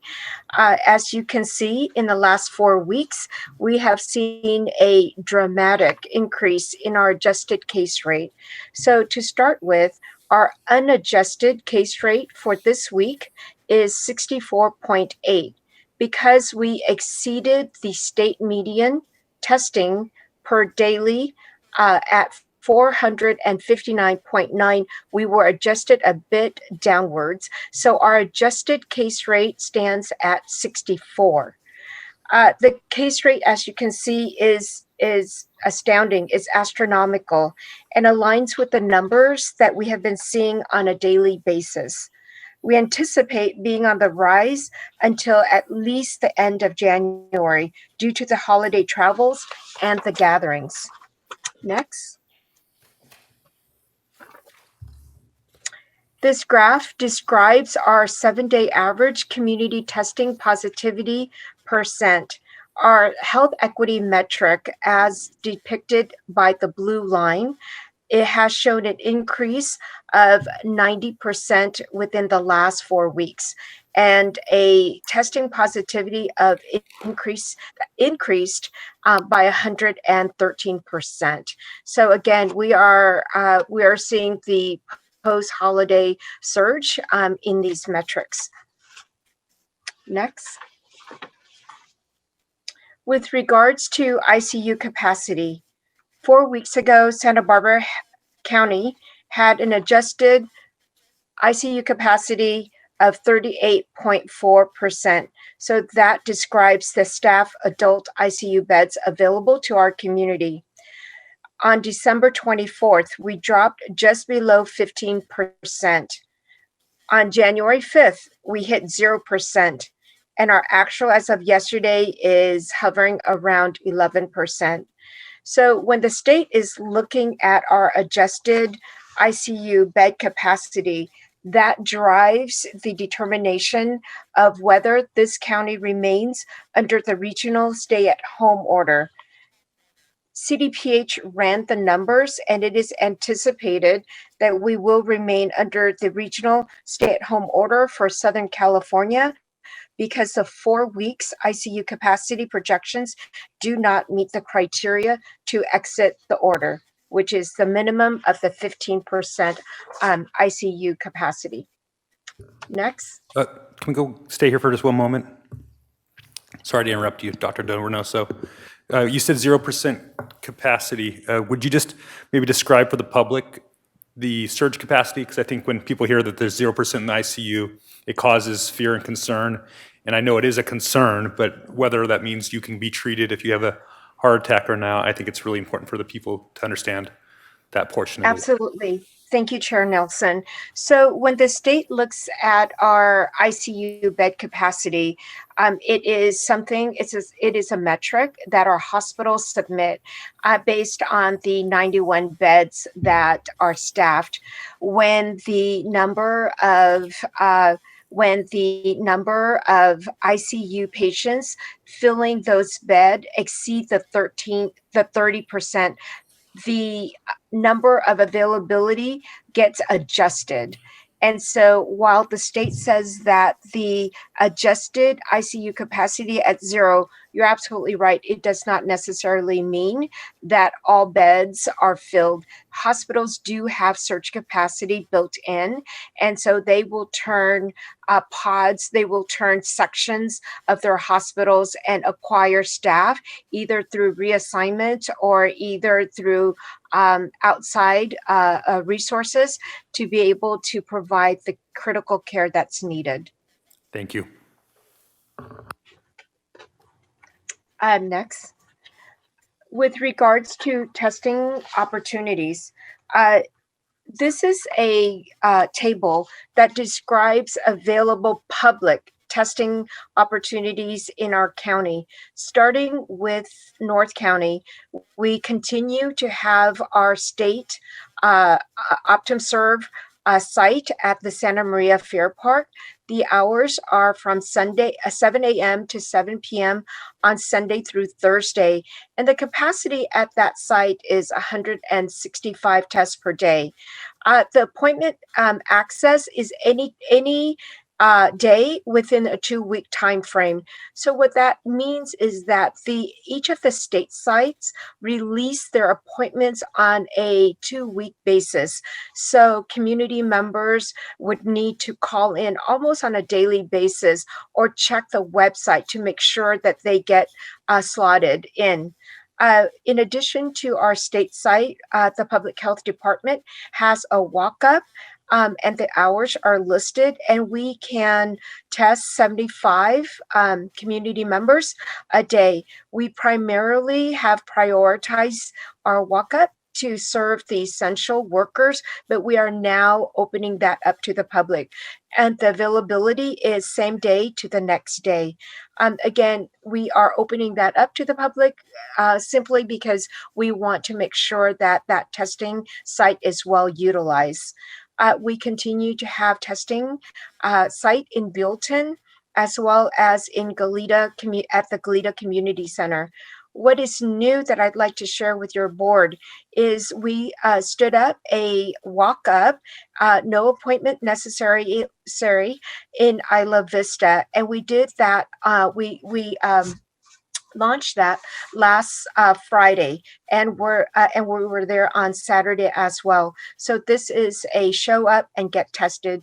We had originally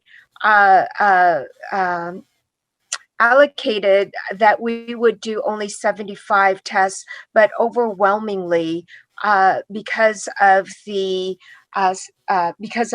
community members that showed up, we ended up doing 4 times that amount just in 2 days. Newest in our testing option is the RV, the mobile testing unit that is at the SenCal parking lot. It is open Monday through Friday, 7 a.m. to 7 p.m. We launched it yesterday, and there are approximately 528 appointments available each day. And we anticipate being at this site for 2 weeks and possibly exploring moving up to North County and in other locations throughout the county. Next.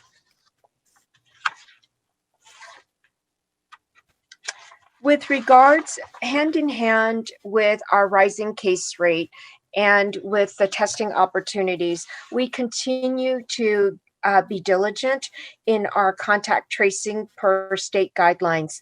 Currently, we have 48 case investigators, contact tracers.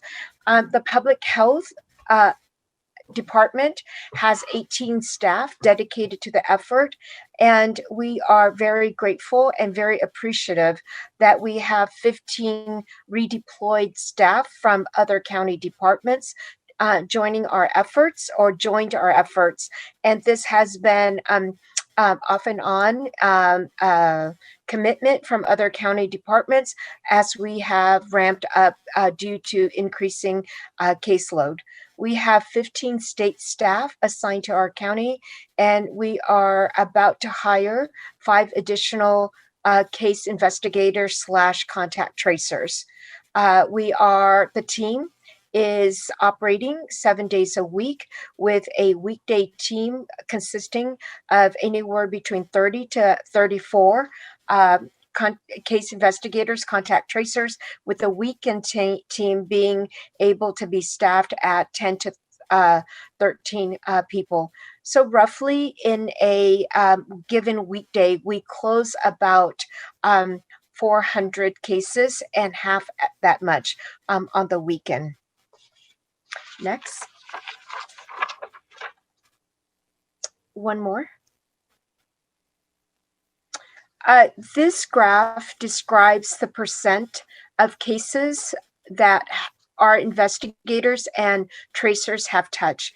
So we started collecting the data per state reporting requirements in September 25th through October 24th. We were at 80%. The following month, for October 25th through November 24th, we increased to 83%. So what this means is that 83% of the new cases that were were tested positive were touched by were connected to our investigators and tracers. In November 25th through December 24th, that's when we hit the surge. Our contact tracing investigation decreased to about 71%. And with the last part of the year and that last graph, the date should read December 25th through January 10th. So we've done about 59%. And we still have more days to account in this rating period. Next. Our contact tracing collects information. Not only do we collect demographics and cases, exposure, but we also ask the respondent to answer questions regarding their occupation. So this graph describes the respondents' answers to their place of employment. This data is for week 52. And again, because of the surge, it captures only 41% of our interviewed cases. We are still processing approximately 59% of the cases in week 52. We have started analyzing the occupation data for week 53, but we still have significant numbers to go. Want to make a note that these are occupations identified in the case interview, and it doesn't necessarily imply that the workplace was where the disease transmission occurred. So as you can see, clerical/management, healthcare, under 18, retired, unemployed categories, these all comprise a larger percentage each of cases in week 52 compared to the overall percentages during the pandemic. And as we've noted in previous presentations, the percent of cases that are agricultural workers, 3.3%, is much lower than in the overall percentage during the pandemic at 13%. Next. I'd like to give your board a brief update on our vaccine efforts. But before I start that, I'd like to just provide information on the vaccine allocations and the flow to from the federal government to our community. So it starts with our federal government allocating specific numbers of doses to our state. Our state, based upon population, allocates to the 61 jurisdictions. So Santa Barbara County receives a set amount of vaccines. Of that amount, the public health holds some of that vaccine to be distributed in our community vaccination sites. The bulk of it goes to our community providers. So with the rollout of vaccination in throughout our state, the first tier what in phase 1A was really focused at immunizing, making sure that all of our hospital workers were vaccinated. So that was the first initiative.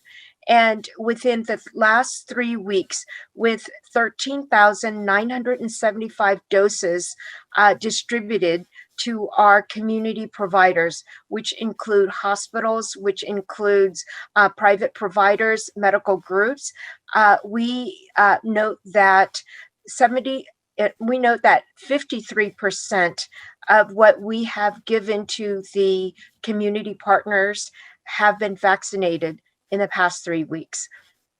We began our public community vaccination last week to our emergency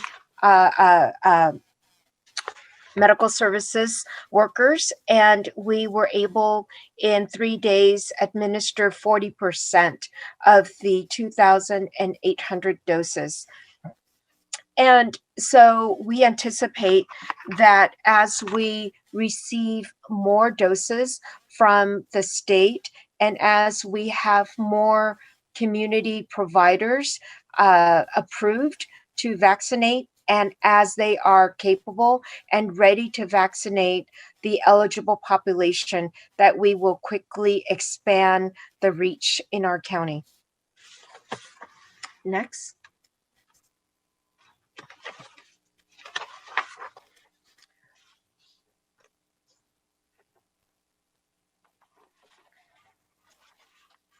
So this slide describes who will get vaccinated and where they can get vaccinated, and in what places. For right now, we are focused on vaccinating our phase 1A. Part of the holdup in the past 3 weeks was the strict adherence guided by CDPH on Tier 1, Tier 2, and Tier 3 within Phase 1A. However, given that last week, our state allowed concurrent vaccination of the 3 tiers, we have been able to quickly go through all the eligibles and offer the vaccine to those who want them. We want to point all those who are eligible in Phase 1A. If you have not heard from the public health department or through your employer, we have a website that you can send us a communication and we will respond. And in addition, for everybody else who is not in the phase 1A, we can also respond to your questions if you communicate with us at vaccine@sbcphd.org, or there is, we are continually updating our website with current information. And you can also go onto our website, and there's a specific page dedicated to vaccines. As I mentioned earlier, the public health department is conducting community vaccine clinics, and those are typically called pods, and they are available to all those who are eligible. We are also partnering up with our healthcare providers and beginning to partner up with our retail pharmacies as well. Next. So this slide describes all the different jobs, different sectors that we are immunizing, we are vaccinating in phase 1A. So again, this is what our current focus is on, making sure that all the people in these job classifications who are interested in receiving a vaccine get that opportunity. And of course, this is not exhaustive. This is a really our best broad categories. So if there are community members who are wondering if they fall into phase 1A, we invite you to visit our website or also send us an email communication. Next. The next phase we anticipate will happen in early February. So right now we are focused on vaccinating the phase 1A, starting early February or sooner if we finish with the tiers in the phase 1A. Our priority will be to proceed within the tiers until we are notified by our state health department.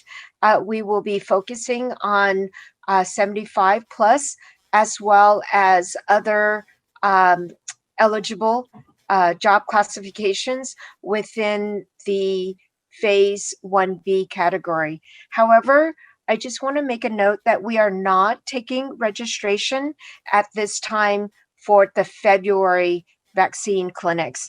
We anticipate opening up next week as we are completing phase 1A. We will do broad communication through media, through outreach to assist agencies, as well as individuals in this broad group. Employers will be notified in sectors that they have workers in these targeted groups as they are eligible. One moment. Next. Dr. Dovernoso, a quick question. So during 1A, we started off with tier 1, then moved to tier 2 and 3 concurrently. Do you expect to see that with tier 1B at some point? Are we going to open up for tier 1 first and then do them both concurrently before moving forward? Could you speak to that? Yes, Chair Nelson. I think that we are hesitant to proceed all tiers in phase 1B concurrently without guidance or without leeway or flexibility from CDPH. Thank you. So far, the communication from CDPH has been, if you've done your due diligence in vaccinating all those in phase 1A who are eligible and who want a vaccine, then you can proceed to the 75 plus in 1B. In our county, we're on the cusp of finishing up phase 1A. We're not there yet. And so we anticipate all doubling down, all hands on deck efforts this week so that we can finish the phase 1A. Thank you. Please proceed. Next. And the next phase coming up will be phase 1C, as well as additional phases. And what I'd like to note with phase 2 and phase 3 is that there's really no hard information regarding phase 2 and phase 3.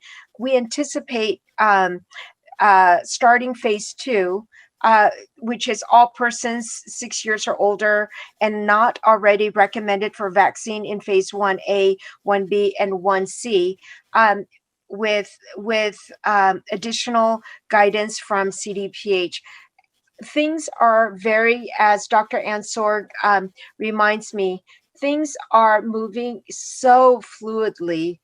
We have these boxes that describes phases and tiers. However, we also know that with a new administration at the federal level, we can have increased vaccine availability to our state. We also know that our governor is very interested in making sure that we offer at least 1 million vaccines by the end of the week. So we are continually receiving new guidance on an almost daily basis. So we will proceed until we get that flexibility, that nuance at the local level. Next.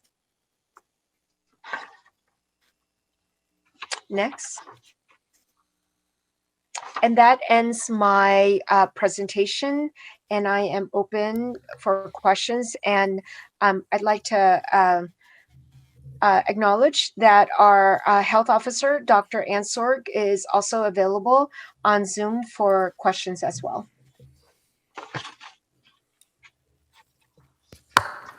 Supervisor Hart.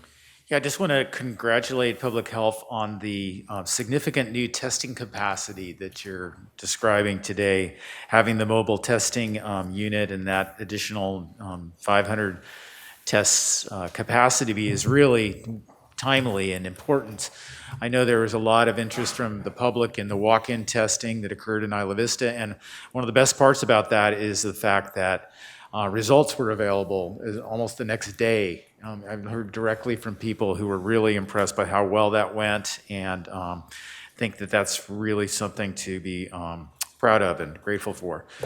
I also really appreciate the clarity of the vaccine rollout description that you had today on slides 13, 14, and 15. That is the best description that I've seen to date. Very clear. You know, who is these people are eligible, you know, now, this is what's going to happen in February and March. And I appreciate Dr. Dorminoso speaking about how dynamic this is and challenging.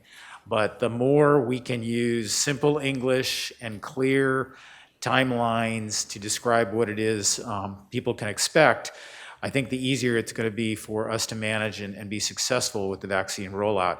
One of the things I am concerned about is I think there's going to be tremendous impact on the public health department from inquiries from people who want to know where they are in the list. And I'm hoping that you're planning in advance to have the capacity to respond to those email inquiries and others. We're getting a lot of calls in my office from people who would like to know where they are in the list. And they have very specific questions. And I'm worried that as this volume expands and increases, that we may not have the ability to get back to people in a timely basis. So I hope you're thinking about that. Supervisor Hart, through the chair, yes, those are my worries as well. Although I have approximately 2.5 FTEs dedicated to just being responsive to community questions on vaccines, you're absolutely right. The volume is increasing exponentially as well. So together with Assistant CEO Masnisic, we are refining our website continually to make it easy for community members to find answers, as well as standing up together with our OEM, a call center, to be able to respond to some of those questions as well. Thank you. Supervisor Hartman? Thank you. Thank you for the presentation, Dr. Del Reynoso. I have a question from Laura Capps, who's on the Santa Barbara School Board, and she's saying a priority is vaccinating teachers and school staff. Have the schools been involved with planning for how to do this? And I think this question goes to all employers. How does public health, do we reach out to the employers and then they organize it? Or can you give me a better sense of how people are learning about when they're to be vaccinated and where? Yes, those are really good questions. So we signal the availability of vaccine to the eligible groups. And we communicate that through the employer. So what we did in phase 1A, when we were focused on frontline patient facing healthcare workers, was that we sent out communication to all of our healthcare providers, a letter inviting them to register their staff. Once those staff are registered, we have a contact that we send appointments, actual appointments to be vaccinated. So that was a very small focus group. Now that when we move to phase 1B, again, we'll be focusing primarily on the first round on the 75 plus, and then proceeding on to the essential workers. And this is where we will be refining what we learned in employer communications from the first phase, and connecting, as with education, we will be connecting with districts and superintendents, as well as through a letter that details the eligibility and offering the link to register. And then the process will repeat with us sending the eligible community member, the educator, an appointment. And if I may follow then, the people 75 and older, many of them won't have employers, so how will you communicate to them? Right. So we also have our healthcare partners. So I'm happy to report that the public health is 1/12 of the effort. We have 12 currently. We have 12 other healthcare providers in our community who are also offering vaccines. On top of that, we have 5 retail pharmacies that are coming on board as well. We imagine that it is going to be a combination of 75-year-olds and above going through their healthcare providers, going through our public pods. We're also developing mobile clinics to specifically offer vaccine opportunities in specific locations and specific populations, such as senior housing, such as farm workers. And so that is more to come on that note. So we anticipate reaching the 75-year-olds through, again, service providers as well as healthcare providers. And my final question just is to emphasize or reiterate, we're hearing stories throughout the nation where vaccines are being refrigerated and not getting into people's arms. But I think you explained that we have 53% over a 3-week period that we are getting. And could you describe that process a little bit? I mean, how we compare to other places in California, and what's a good number? So I believe, if I can remember correctly, our governor disclosed that we as a state were, I believe, 27% on Sunday. And last week, that number was 21%. Nationally, the average is about 30%. So I believe that all of our efforts, all of our pre-planning, and all of our partnership with our community providers have landed us at a fairly high administered rate in our county. And again, we won't be satisfied until we can improve on that percentage as well. CEO Right Miyasato. now- Sorry, go, Oh. proceed. Right now, I'd like to update your board as well that we have 49 approved entities for vaccinating.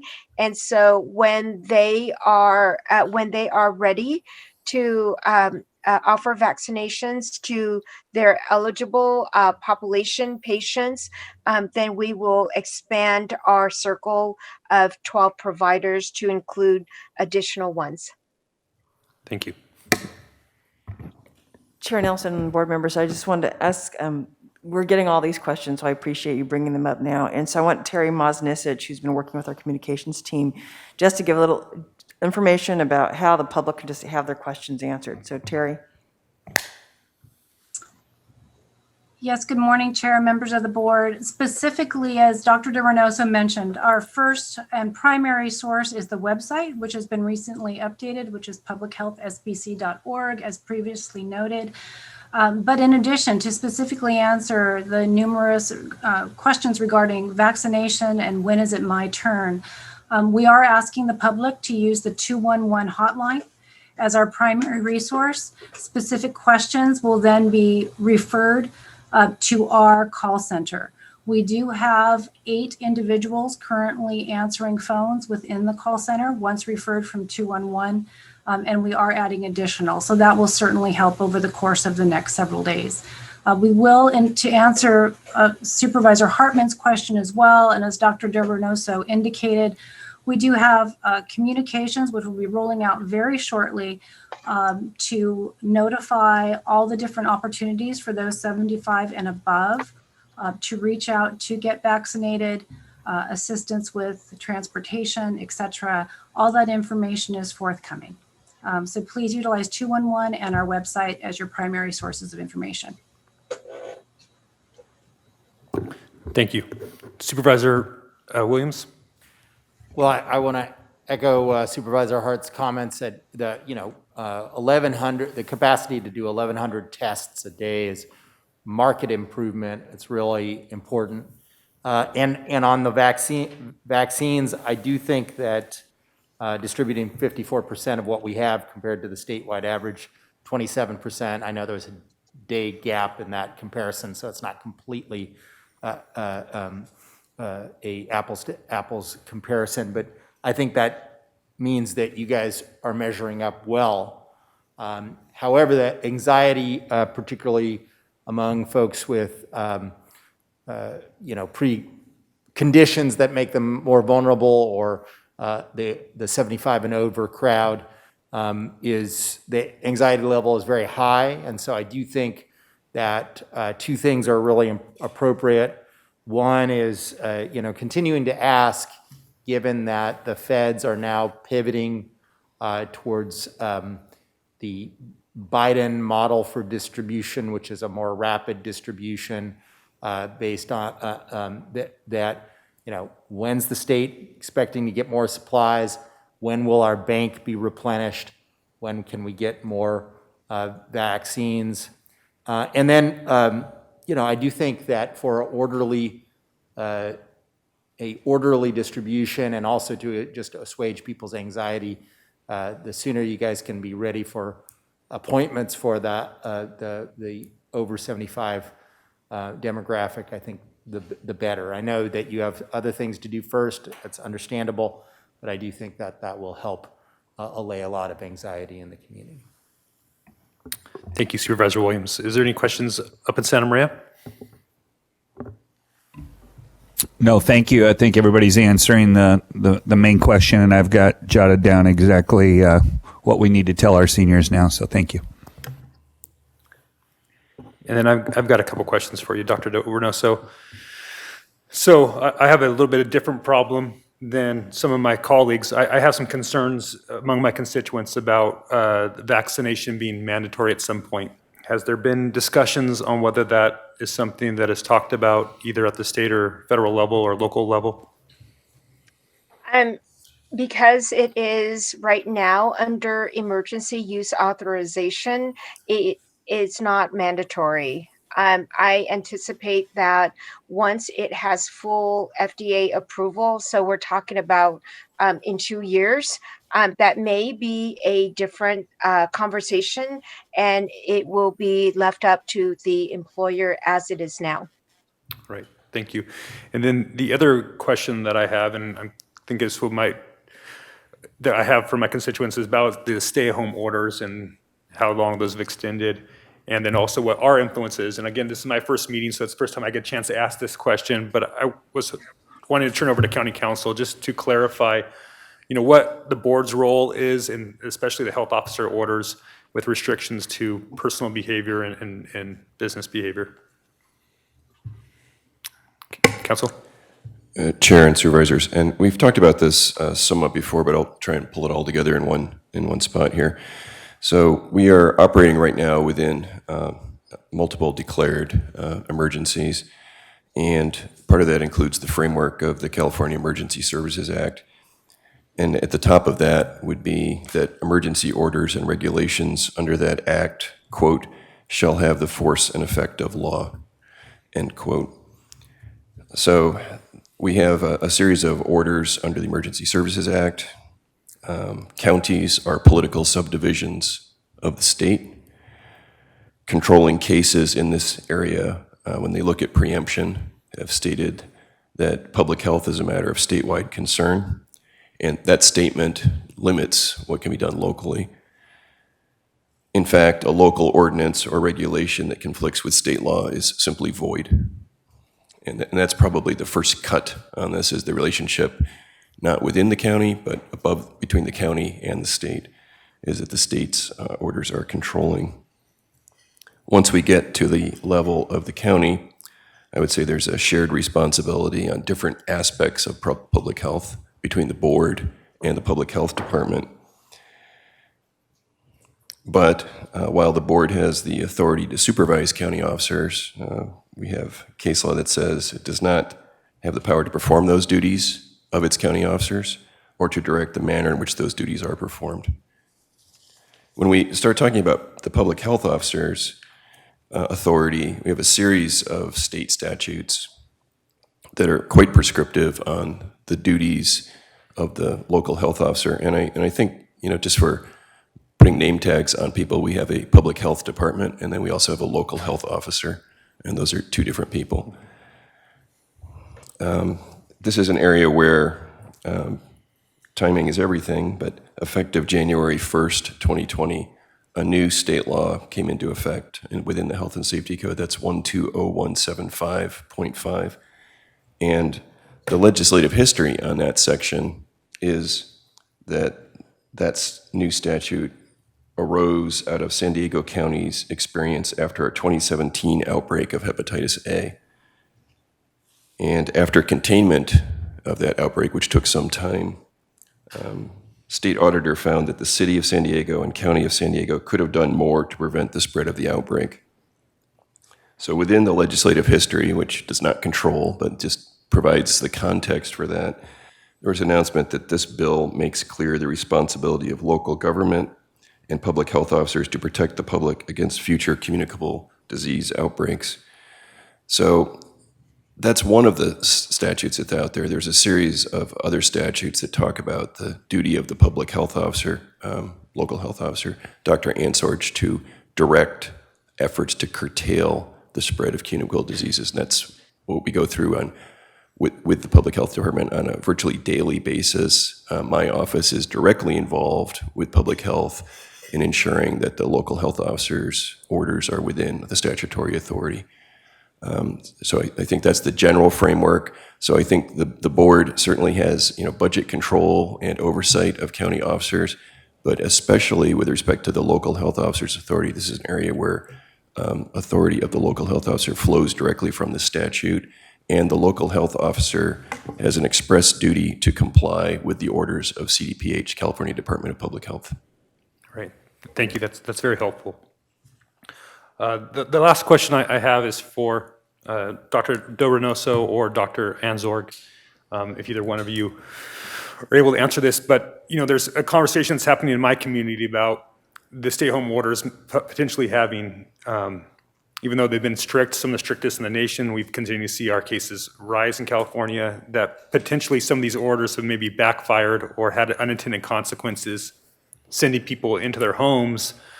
And while those are not following health orders by having large gatherings, that maybe it may have had the opposite effect on case rates. Would you mind commenting on that? And do you see, state CDPH starting to maybe potentially acknowledge that or recognize that problem? I can begin, and then Dr. Ansorge can add. Chair Nelson, those are really good comments, and we also wondered as well. And from when I look at the epi data, I do see that travel has increased. I see that family gatherings continue to increase, and I see a decrease in some of the sectors. Like I see a decrease in the restaurant, bars, and wineries that used to be higher because of the stay-at-home order. So I wonder that although our cases are astronomically increasing at such an unbelievable pace, it may be even worse without those restrictions in place, as we see in some communities. I think that I totally can understand the frustrations as a community member, personally, socially, academically, professionally, all of that. But I want to say that comparatively, because we have such good partnership among our community members with adherence, that's why we may not see even worse case scenario like other counties. And I do believe that part of the steep increase is due to the travel and the gathering post-holiday.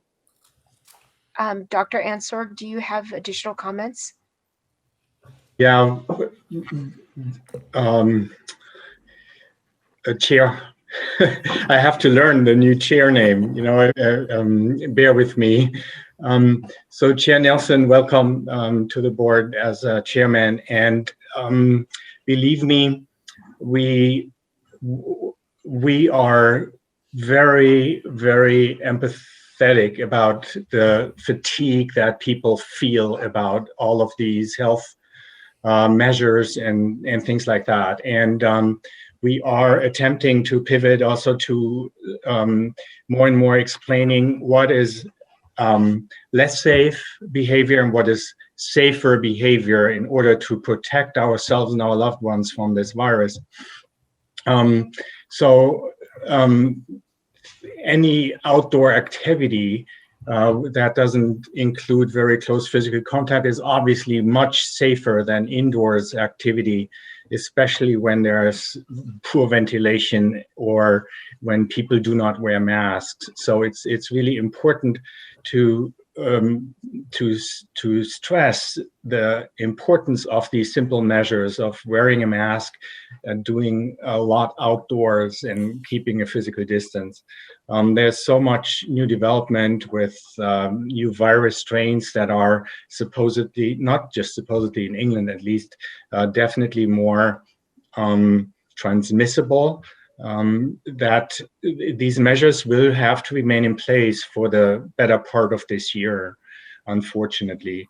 But we have to be creative in finding safer ways to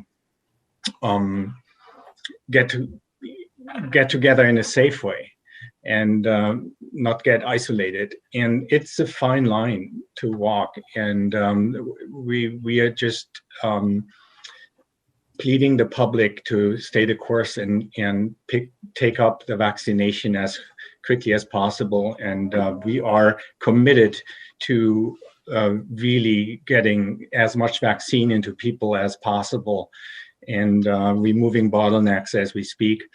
And that is really the best we can do.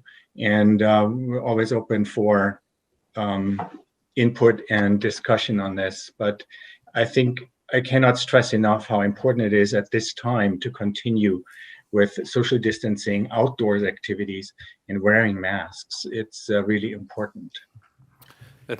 Thank you, Dr. Dornoso and Dr. Anzork, for those comments. Just perspective from my office or from my constituents is there's definitely a feeling out there that because of increased orders and increased potential enforcement, that people are going inside. And some of these behaviors that we're trying to avoid, we're doing in the darkness, in closed doors, outside of vitamin D that we all need to fight off this virus. So I know that there's science to this, but there's also policy to this that we're all struggling with. And I just want to make sure I have that voice to offer that from my constituents. Supervisor Hart. Yeah, I think that you raise a really interesting point, and it goes to communications, and this has always been challenging because the information is dense and complicated, and as we learn more about the virus, we have to change what we're telling people. And one of the key things that I'm noticing is the communications about the vaccination have been really challenging because of the structure of the description of the system. And I would just heartily recommend that we look very carefully at following that structure and that language, because it is not intuitive and it is not easily understood. And I would encourage us to get away from the pod term. I know that's crept in a couple of times.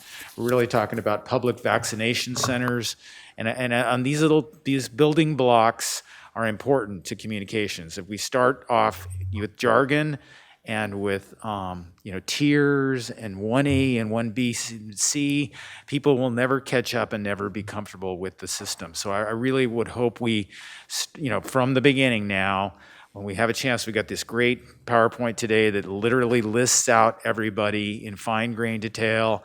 You can look at the list and you can understand, oh, okay, I can get vaccinated now.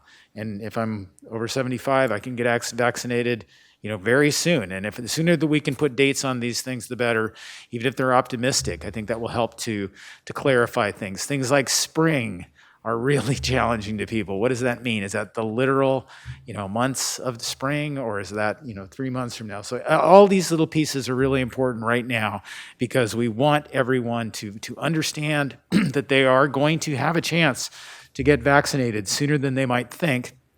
And I think that will help in terms of the issues that Supervisor Nelson raised about giving people, hope and optimism, and then the resilience to hang in a little bit longer following the public health orders so that we can get the virus back under control. Mr. Chair? Yes, Supervisor Lavanino. Thank you. Yeah, and I think part of that too is, and I totally agree with Supervisor Hart, the more we can make it, the simpler, the better. But some of that too is that people will continue to hold on and do their part when they can see a light at the end of the tunnel. And one of the things that I heard from Dr. Anzorg was, it was a little scary of saying that we probably will be in these, we'll have these orders in for the better part of the year. I guess my question is, how many people need to be vaccinated in the county before we would look at relaxing these stay-at-home orders? If people are vaccinated and we're moving through people in the next couple of months, why are we talking about the better part of the year? And I'm kind of curious if there's math involved of how many people do we need to vaccinate before we can start opening things up. Dr. Ansorg? Supervisor Lavagny, let me just rephrase maybe how I said it could have been misunderstood. I did not mean that we will be in the stay-at-home order for the better part of the year. I meant we will have to be conscious of keeping a social distance and wearing masks for the better part of the year. I was not referring to the stay-at-home order. Okay, thank you very much for that clarification.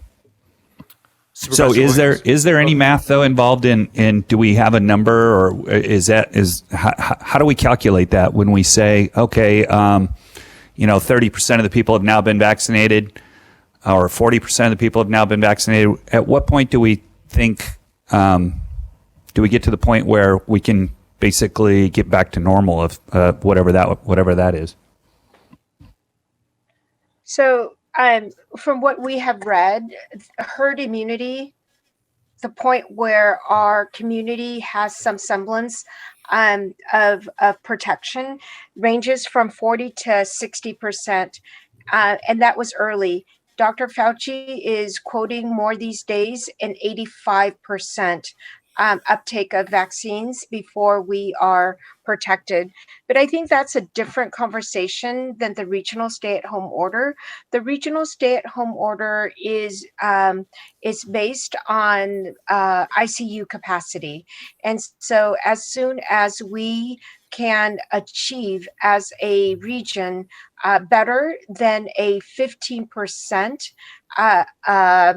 ICU capacity for 4 weeks, that is the moment that CDPH will lift the regional stay-at-home order. Thank you. I'm going over to Supervisor Williams, and I'm going to come over to you, Supervisor Hartman. Well, and to try to get there as soon as possible and get to the point where we don't have such a shockingly high amount of transmissions. I know that visitors to Santa Barbara County are out of state are supposed to be quarantining wherever they are, if they're in a hotel or other things. Could we do a better job of letting people know that? I mean, it's a big deal in LA County. They apparently let people know at airports. I know that hotels in our county are supposed to be letting people know this. But I wonder if we could systematize it more at the Santa Barbara Airport or at other locations. The airport is under the jurisdiction of the city, which is our partner, in an effort to, I was struck by your comments of last week, Dr. Ansorg, at the press conference, and if you feel like travel is a significant source, then shouldn't we be making what's now, I guess, the 10-day mandatory quarantine a bigger deal for travelers? In my opinion, absolutely. Any movement and mingling of people will further the spread of the virus. So that is the reasoning behind limiting the movement of people, to basically make it harder for the virus to spread. And I agree. I think we should message this out more proactively. Thank you, Dr. Ansorg. Supervisor Hartman? Thank you. One reason it's so important for everybody to get vaccinated is there are people who can't get vaccinated. So if we get 80% or 75% for herd immunity. My question is, who should not get vaccinated? Do we know that? What kinds of underlying conditions? Underlying conditions make you more likely to get the disease, so we want to vaccinate, but certain kinds of conditions may indicate that you shouldn't get a vaccine.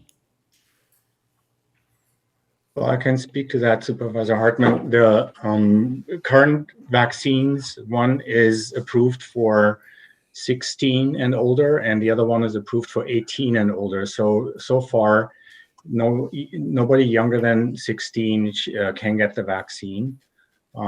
Pregnant women should definitely discuss it with their obstetrician, the pros and cons for the individual case. And there are certain people with very strong immune responses to previous or other vaccines. They also need to discuss that with their personal physician, what their health risks are. Fortunately, we have not seen an overwhelming amount of side effects or vaccination effects or adverse events. We have given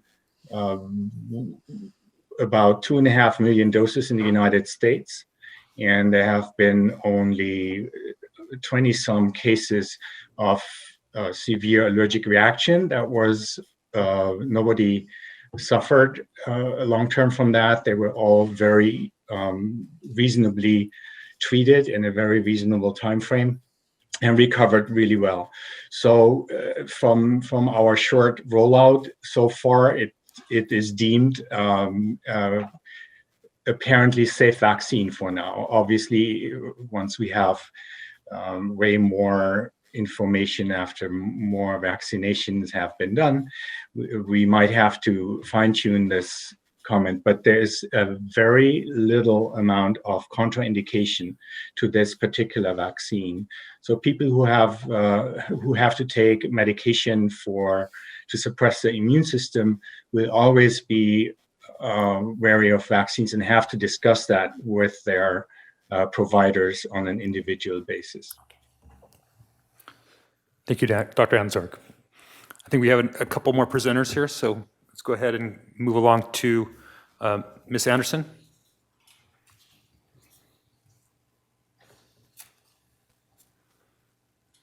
Just while she gets ready, can I just bring up one more wrinkle? I mean, the efficacy for the vaccines on the basis of race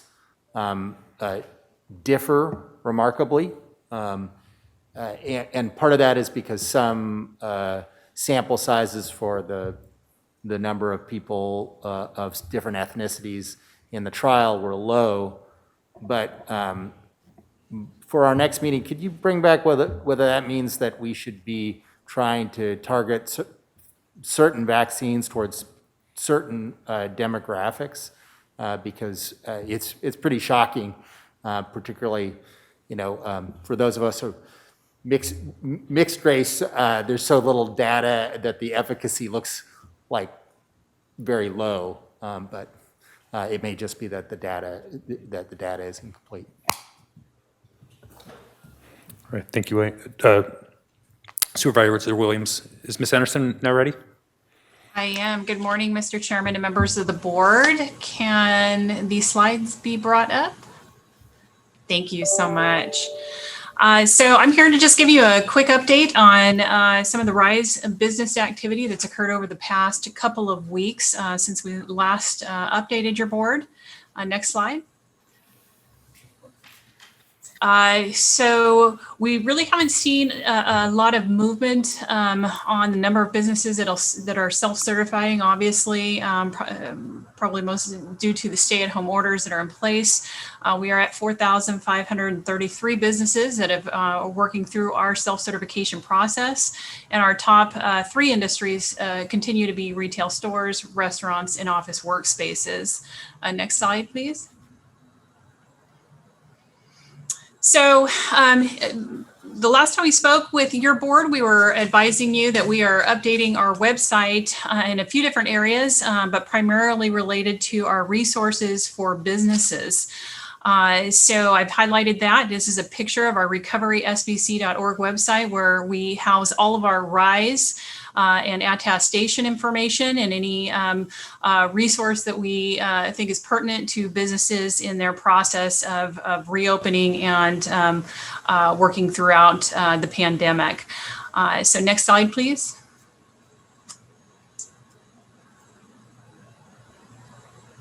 So under the resources for businesses, we've spent some time over the last couple of weeks and updated this particular site to be provide the most current information that we can find in regard to various resources throughout the state. Here we have our Workforce Development Board Business Resource Guide. This has been prevalently used throughout the pandemic. We have now access to the blueprint for safer economy. This is all the guidelines that are on the state website. And of course, signage for businesses. It tends to be a big ask from our community. We now have our state resources listed. So if you hit the plus, it would identify everything related to the state, federal resources, city resources, and other local resources, which includes some things we'll go over here shortly. Other documents that are pertinent to businesses and like CDC information, OSHA information, and our various emergency declarations and orders. This just links right back over to public health and provides that current data. And again, the downloadable infographics and signage. Next slide, please.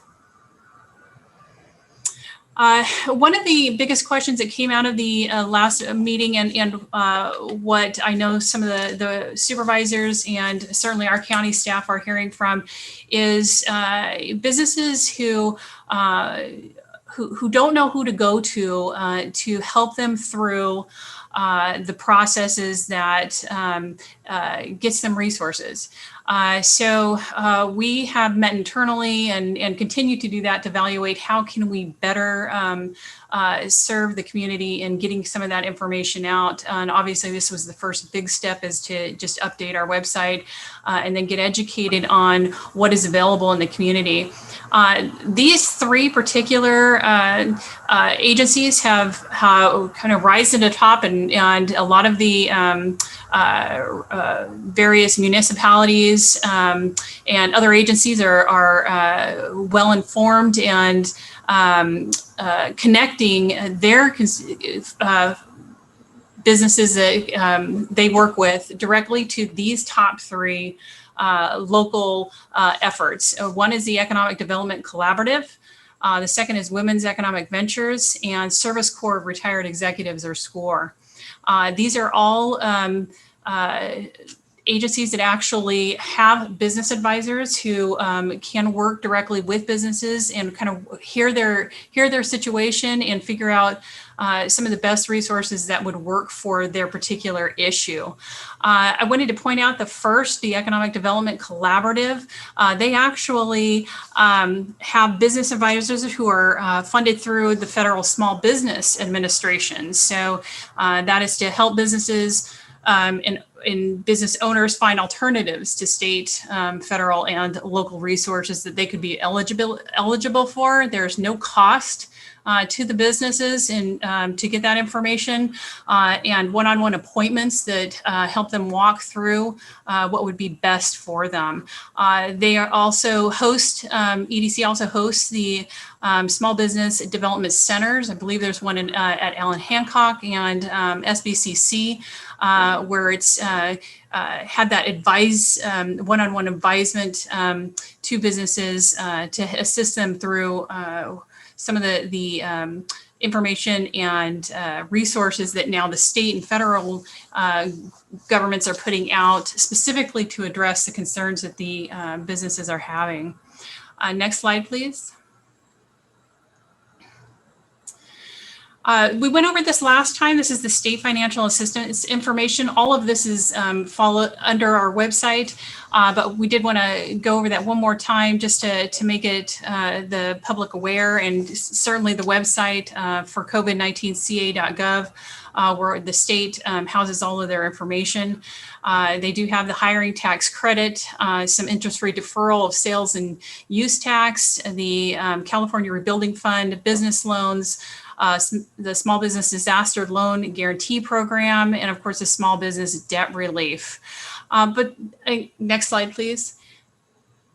But the most prevalent over the last 2 weeks has been this.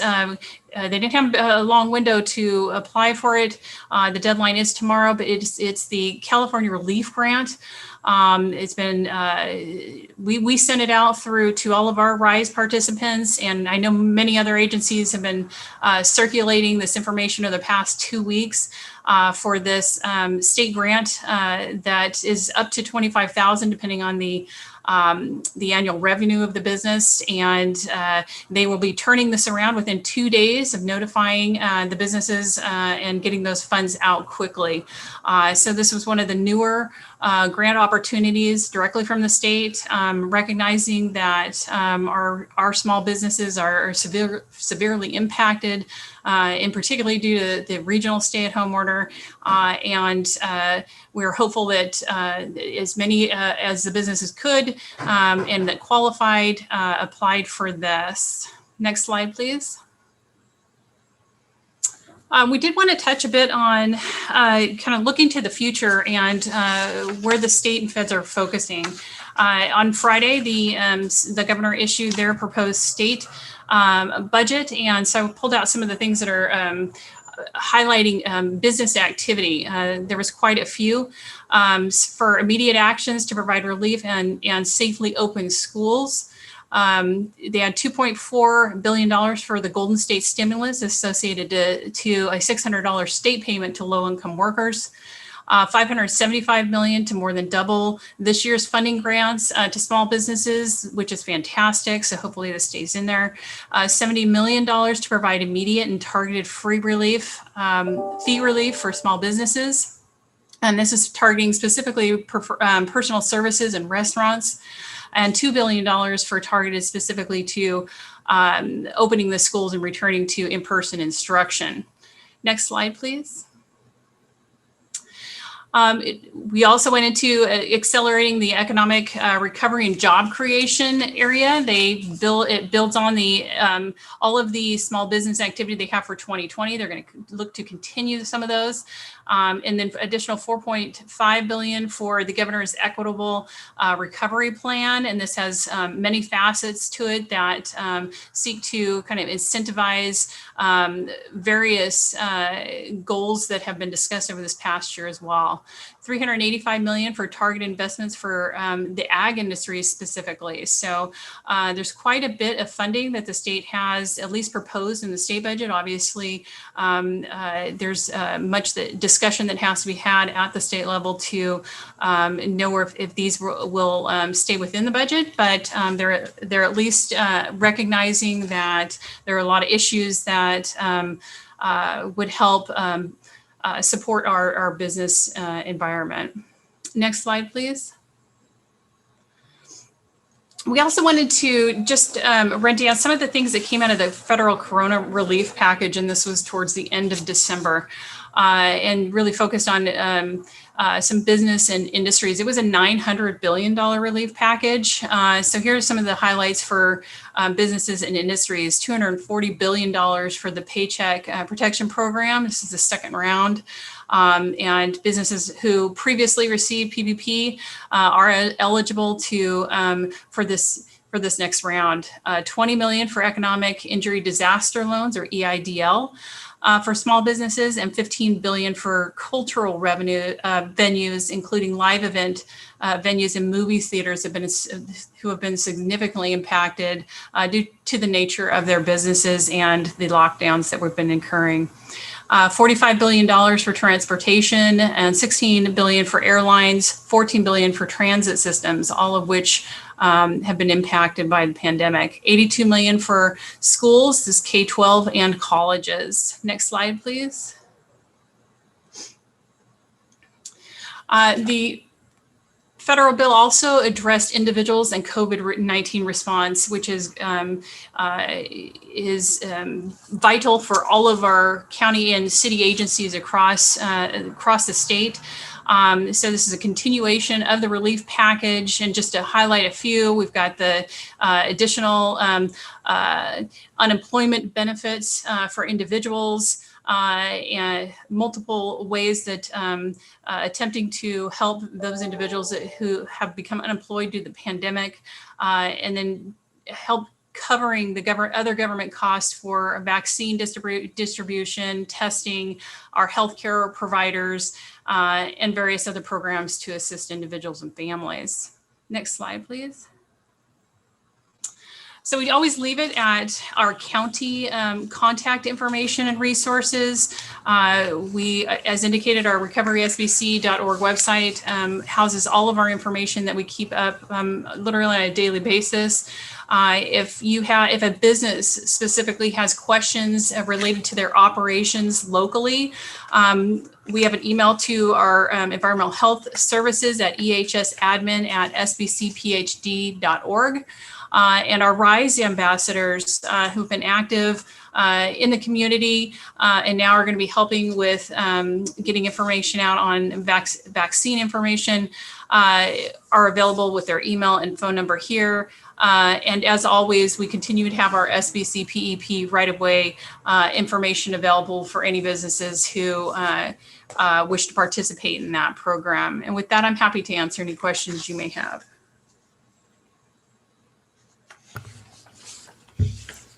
Do any of my colleagues have any questions?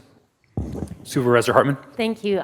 I just wanted to thank Nancy. That's an awful lot to parse, and really appreciate that you distilled it in such an understandable way.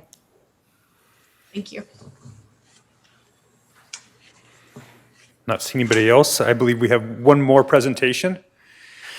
And just a scheduling note, if you're here for items 2 or 3, we'll be doing that after closed session.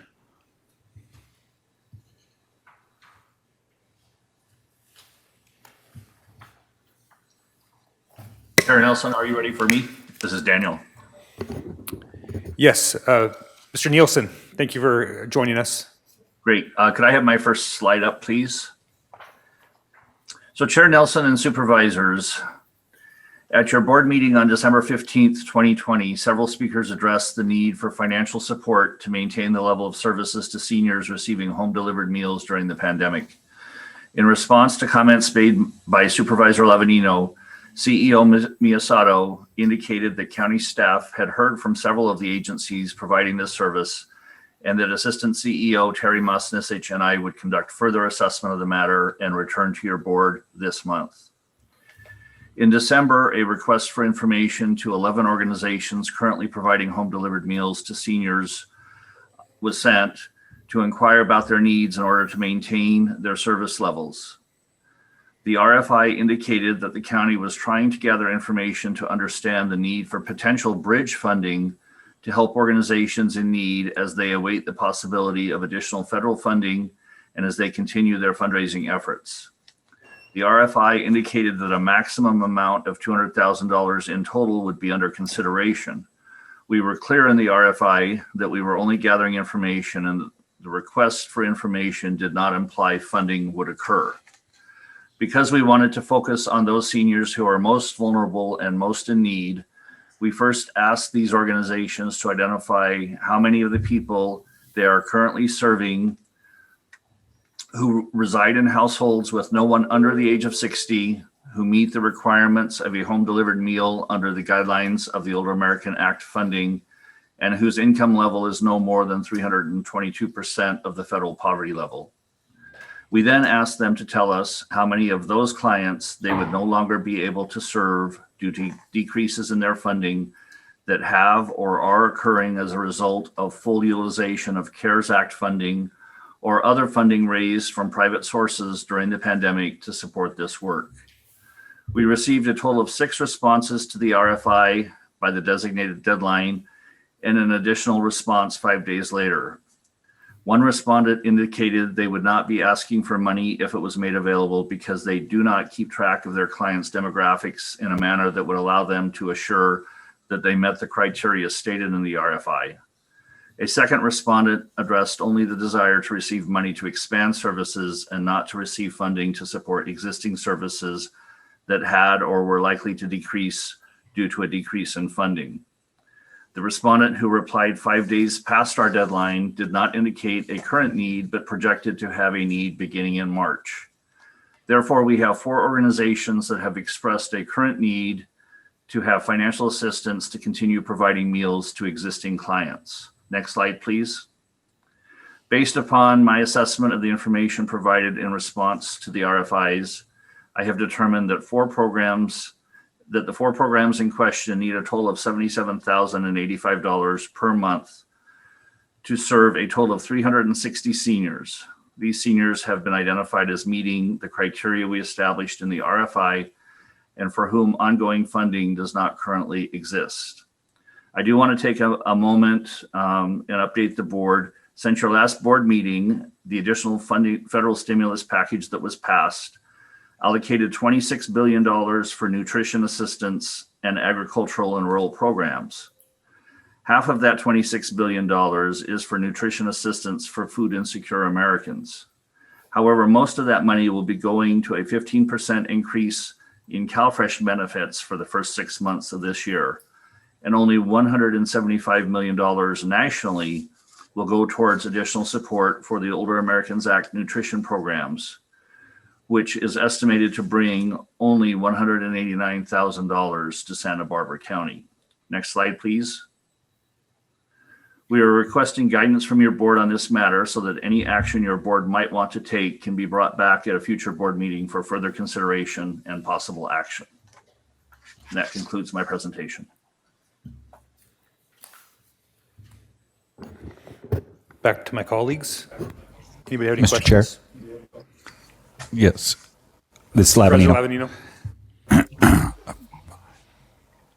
On behalf of the seniors that are out there that rely on this for their sustenance, I just really want to thank the CEO's office and Daniel in particular from Social Services for taking this and running with it.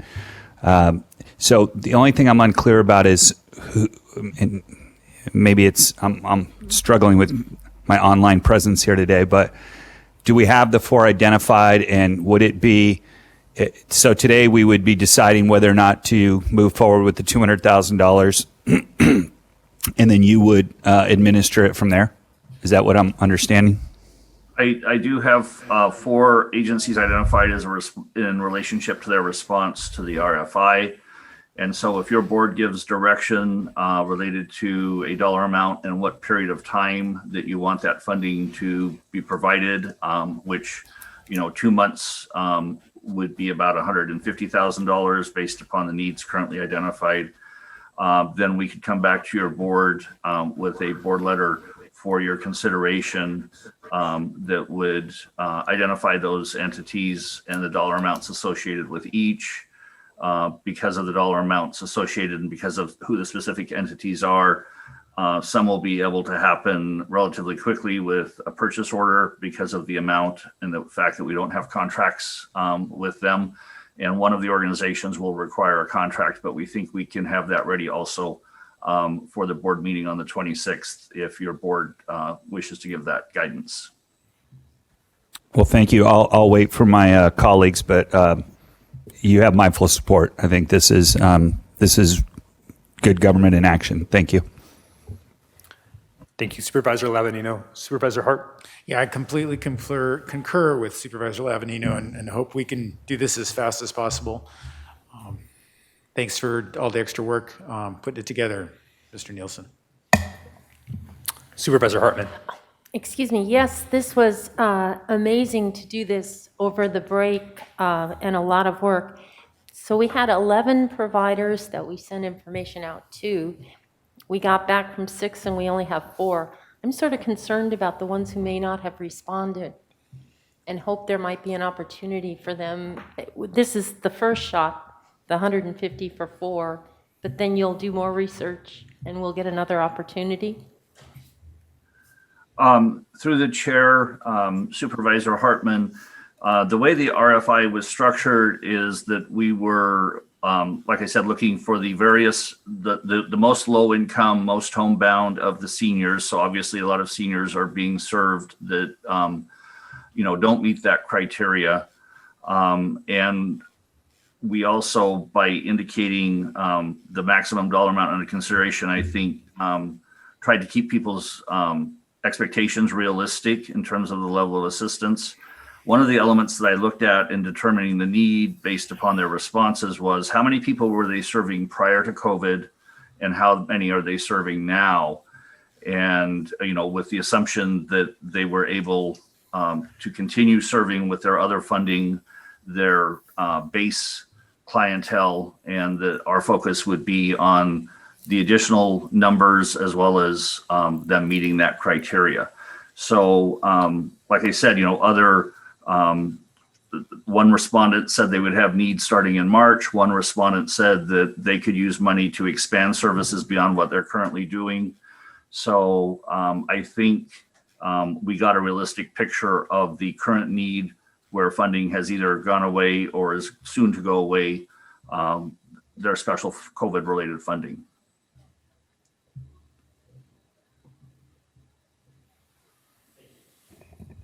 Thank you. Well, Mr. Chair, I'll make a motion if there's no other comment. Chair Nelson and members of the board, we do have 4 requests to speak on this item. That's right. Thank you very much. Let's please hear from the public. Madam Clerk.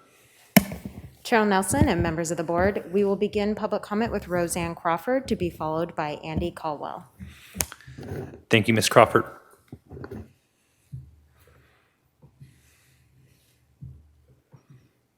Ms. Crawford, are you there?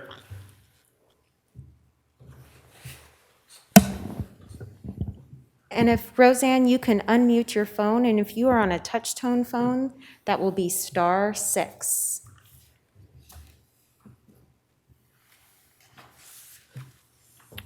Is Roseanne still with us?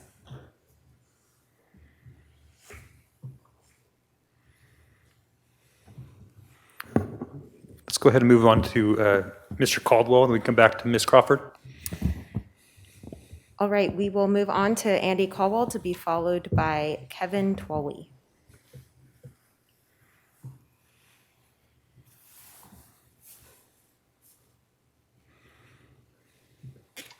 Can you hear me now? We can, thank you. Thank you. Please proceed. Chair Nelson, congratulations on your election and your chairmanship, and we do want to thank Supervisor Greg Hart. We know that he worked very, very hard to manage this crisis as best as he could. My questions here today, or my comments here today, are twofold. Number one, we were very, very alarmed that Dr. Anzorg about a week or so ago echoed what LA County and others were saying, and that is that they were going to have to start denying treatment or reducing treatment because of hospitals being overwhelmed. And the example he used is if somebody had a brain bleed, they may not get the care they should expect. Well, nowhere, and I've asked this question, and I'm not sure, normally one of you responds to me when I send an email. I sent you that quote. And what happened to the surge centers? As you know, you set aside Sears. I complained that Sears was not centrally located, and you responded to that Cal Poly would be available to the North County.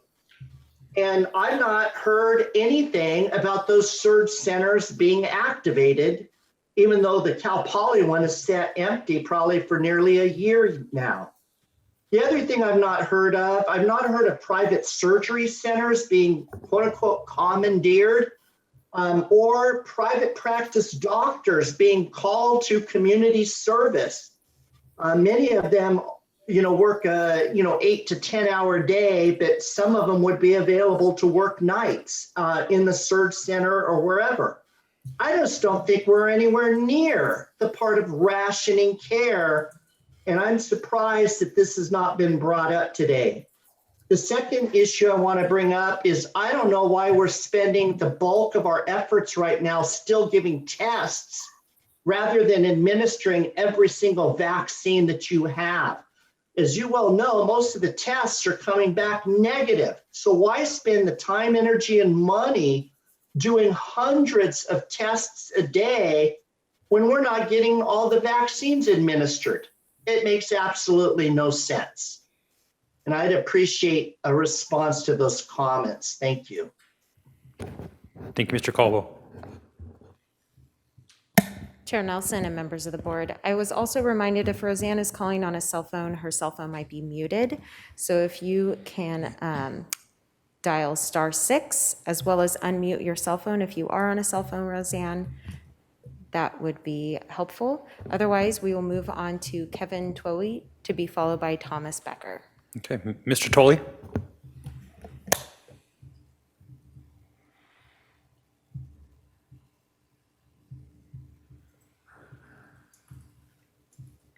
Mr. Tolley, are you with us?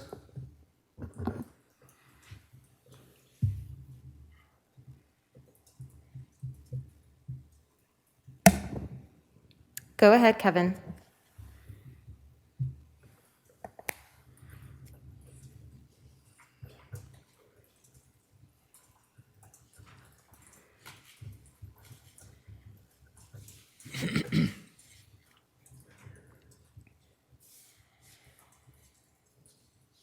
Chair Nelson and members of the board, unfortunately, Kevin may have stepped away from his computer. He is unmuted, but we cannot hear him at this time. So we will move on to Thomas Becker.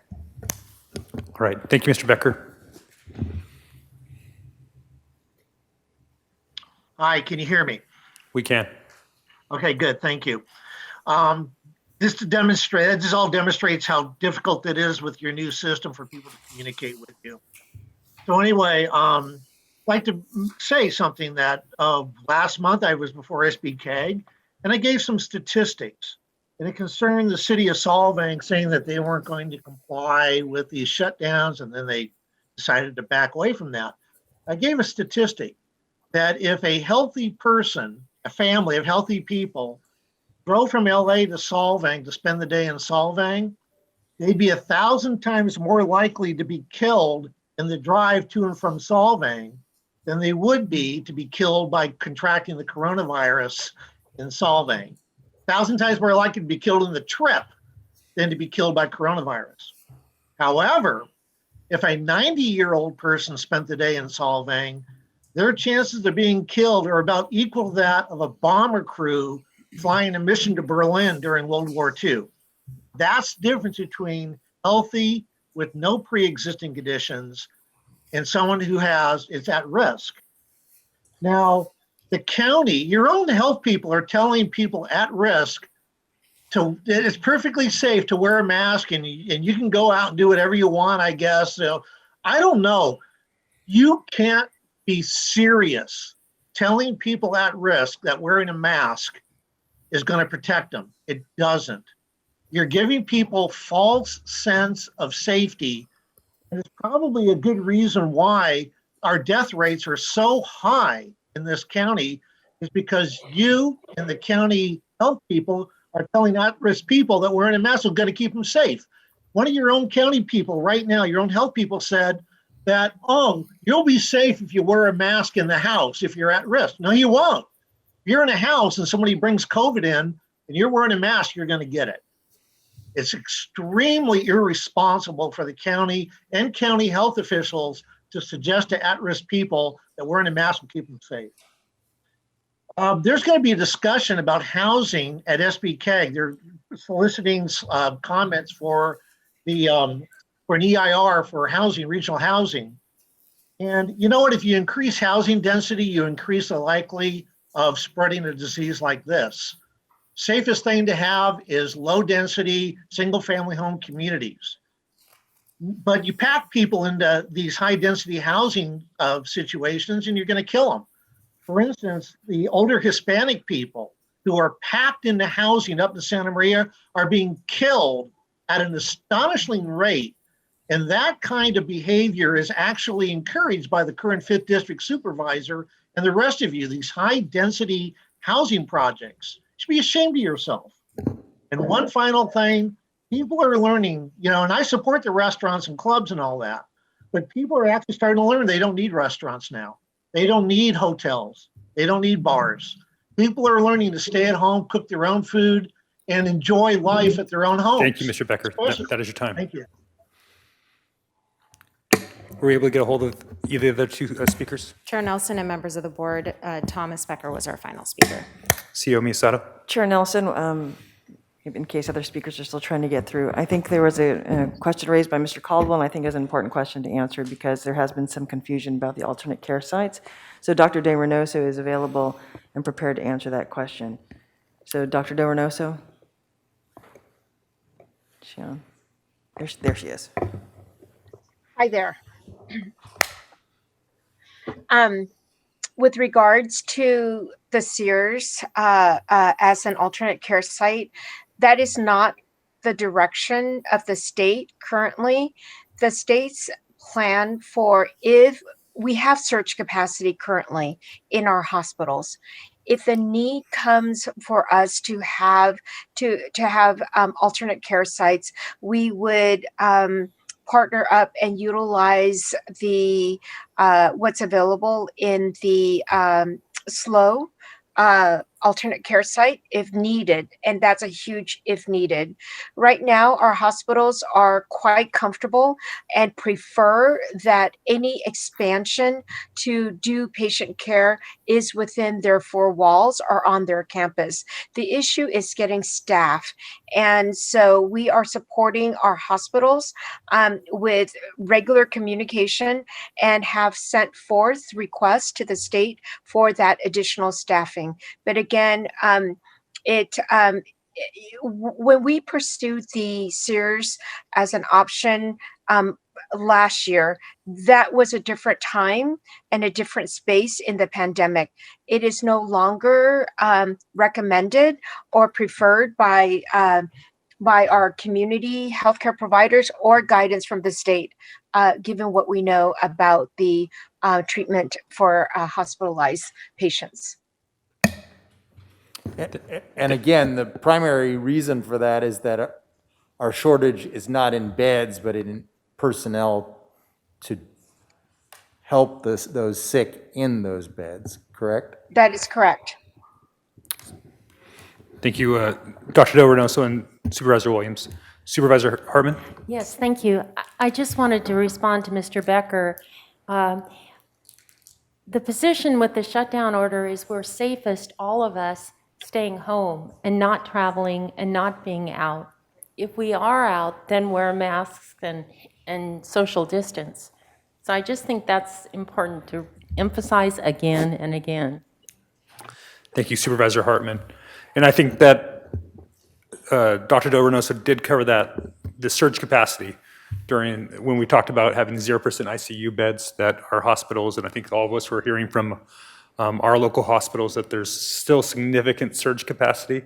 It definitely is concerning, especially with staff and having to reassign people from other surgical units that are needed there, but that we definitely have capacity in our local healthcare system.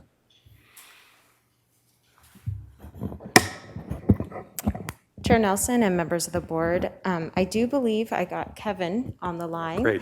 And we did have a late request to speak on this item as well. All right, thank you. Let's go ahead and proceed with Mr. Tolley.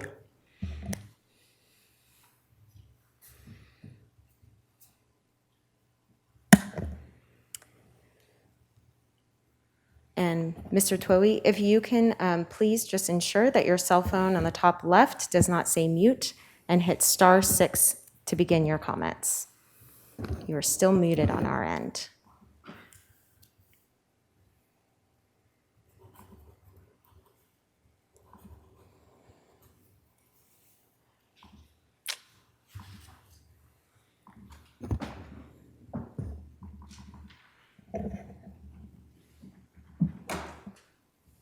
Madam Clerk, maybe we'll try to go to the new speaker that we have.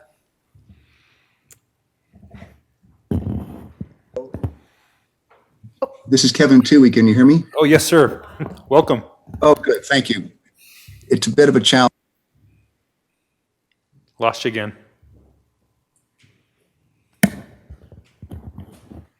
Kevin, we lost you. That was working, and then we lost you just a moment ago.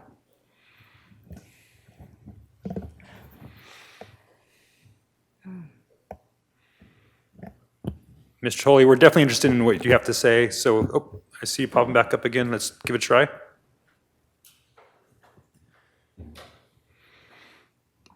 All right. Well, thank you, everybody, for your patience as we try to work out some of these bugs. Let's go ahead and move on to our new speaker. Chair Nelson and members of the board, I believe that is it for our public comment on this item at this point. All right. Thank you. CEO Miyasato. Chair Hart and board members, while we're waiting for Mr. Tully so we can get our technical glitches together so he can speak. On this item before, I know that Supervisor Lavany was going to make a motion. I'd If I could suggest, the motion would be for the board to direct the CEO to allocate $200,000 to the Department of Social Services to distribute among the need that Mr. Nielsen has identified, and that we would return to the board in about 2 months, because I think that's where he said how long the funds would last. So if he could work with my office, there is enough flexibility, I believe, in our existing emergency funding that we could do that. We don't need an appropriation. If we do, we'll come back. And in addition, that to expedite these contracts and these purchase orders, I, as the Emergency Services Director, can sign and have them ratified by the board. And so we would, given the urgency of the issue, we would likely do that and then come back for ratification by the board. Supervisor Lavanino, is that your motion? Absolutely. She stated it perfectly. Thank you very much, Second. CEO Miyasato. So I have a motion and a second. Do I have any other additional comments from my colleagues? Hearing none. Can I get a roll call? Supervisor Williams. Aye. Supervisor Hart. Aye. Supervisor Hartman. Aye. Supervisor Lavanino. Aye. Chair Nelson. Aye. Motion passes unanimously. Chair Nelson? Yes. Depending on what we're doing on the public speaker, there is one more staff member I asked to speak today, and that was to end this with some good news. And so Mr. Chapchian, I believe he is available. As Ms. Anderson talked about, we did get federal stimulus for rental assistance, and so I asked him to give us a quick update on what that means for us. Mr. Chapchian. Thank you, Chair Nelson and Ms. Miyasato. Yeah, just to let the board know that there is $13 million coming our way for emergency rental assistance. We did meet with United Way about that program. They are ready to go. They're gearing up to go and be able to spend that money towards rental assistance. As you recall, we had about $2 million that went out the door before. They've already served 358 recipients of that money for rental assistance. We also had some CDBG money. They spent about $164,000 of that as well. So we served about 406 households. Now this next, the next 13 million coming our way, it's a little bit different than the CDBG. The CDBG is a little bit more available to more people, but there are different criteria, and that criteria is 50% AMI, which is the average median income, or 30%. So, but we're looking at working with United Way to help spend on that money and help people with their rental assistance. We're also looking at the CDBG round 2 COVID relief to see if we can work with Nancy to help local businesses with that money as well. And that's about $700,000 that may be available. So those are 2 potentially good news for county residents and businesses. Thank you, Mr. Chapchian. Chair Nelson and members of the board, if you want to entertain me, I do have a raised hand for Mr. Kevin Chloe, and I was hoping that maybe we could try it one more time. He's worth the wait. Let's go. Alrighty. Kevin, I see you have a raised hand. Were you able to unmute yourself?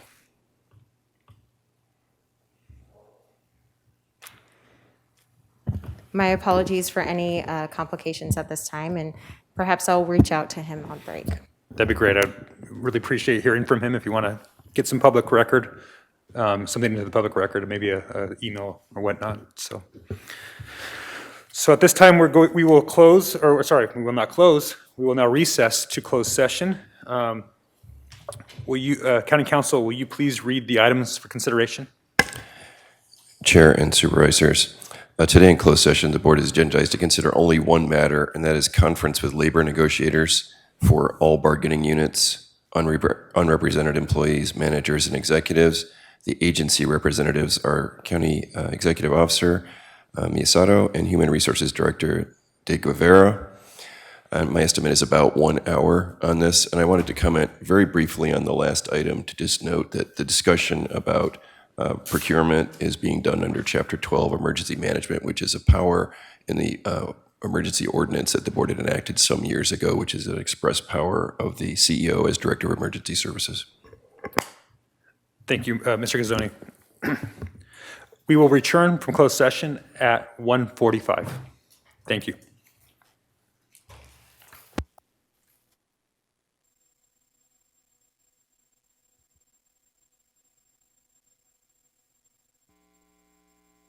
Welcome back to the Board of Supervisors. We will now reconvene the meeting of January 12th, 2012. Will County Council please report out from closed session? Chair and Supervisors, today in closed session, the board considered one matter, which was a conference with labor negotiators concerning all bargaining units, unrepresented employees, managers, and executives. There are no reportable actions. Thank you.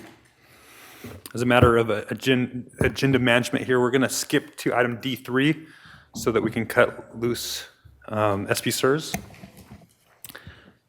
The next, Madam Clerk, will you please read that item into the record? Chair Nelson and members of the board, departmental item number 3 is from the County Executive Office. It is a hearing to consider appointments to the Retirement Board of the Santa Barbara County Employees Retirement System. And in summary, this item is brought to you by Gregory Levin, Executive Director of Santa Barbara County Retirement System. The County Executive Office was advised by the Chief Executive Officer of the Santa Barbara County Employees Retirement System that 2 public member positions on the Retirement Board expired on December 31st, 2020, those of Ted Sten and Trent Benedetti. As the board will recall, Ted Sten and Trent Benedetti were appointed to the Retirement Board on January 9th, 2018, both to 3-year terms ending December 31st, 2020. Ted Sten and Trent Benedetti have both indicated their desire to serve another 3-year term, and their applications were attached to this board letter. And I would like to note that the Chief Executive Officer of the Santa Barbara County Employees Retirement System is available via Zoom if the board has any questions on the Retirement Board. Okay. Do we have any public speakers? Chair Nelson and members of the board, we have no request to speak on this item. Okay, to my colleagues, anybody have any questions Chair? or comments? Supervisor Lavanino? Thank you very much. I serve with Mr. Sten and Mr. Benedetti on the retirement board. I can vouch for both of them doing outstanding work, doing a lot of their homework. And I want to give a shout out to Supervisor Hartman because I believe she did some great work on the search committee in finding us and interviewing these 2 candidates, and they've done an outstanding job. And if there's, when it comes time for motion, I'd like to move both those appointments forward. Any other discussion before motion? I just want to say that it's a complicated job, and I'm grateful that they're serving, and I'm glad that they're willing to continue because it's a lot to learn, and we like to see stability. Thank you. Well, I think at this time, Supervisor Lavanito would go ahead and take that motion. Yep, I'll go ahead and make the motion to move staff recommendation for reappointment of Ted Sten and Trent Benedetti. Second? All right. Madam Clerk, would you please call the roll? Supervisor Williams? Aye. Supervisor Hart? Aye. Supervisor Hartman? Aye. Supervisor Lavanino? Aye. And Chair Nelson. Aye. Motion passes unanimously. Okay, thank you. Greg, you're off the hook. Thank you.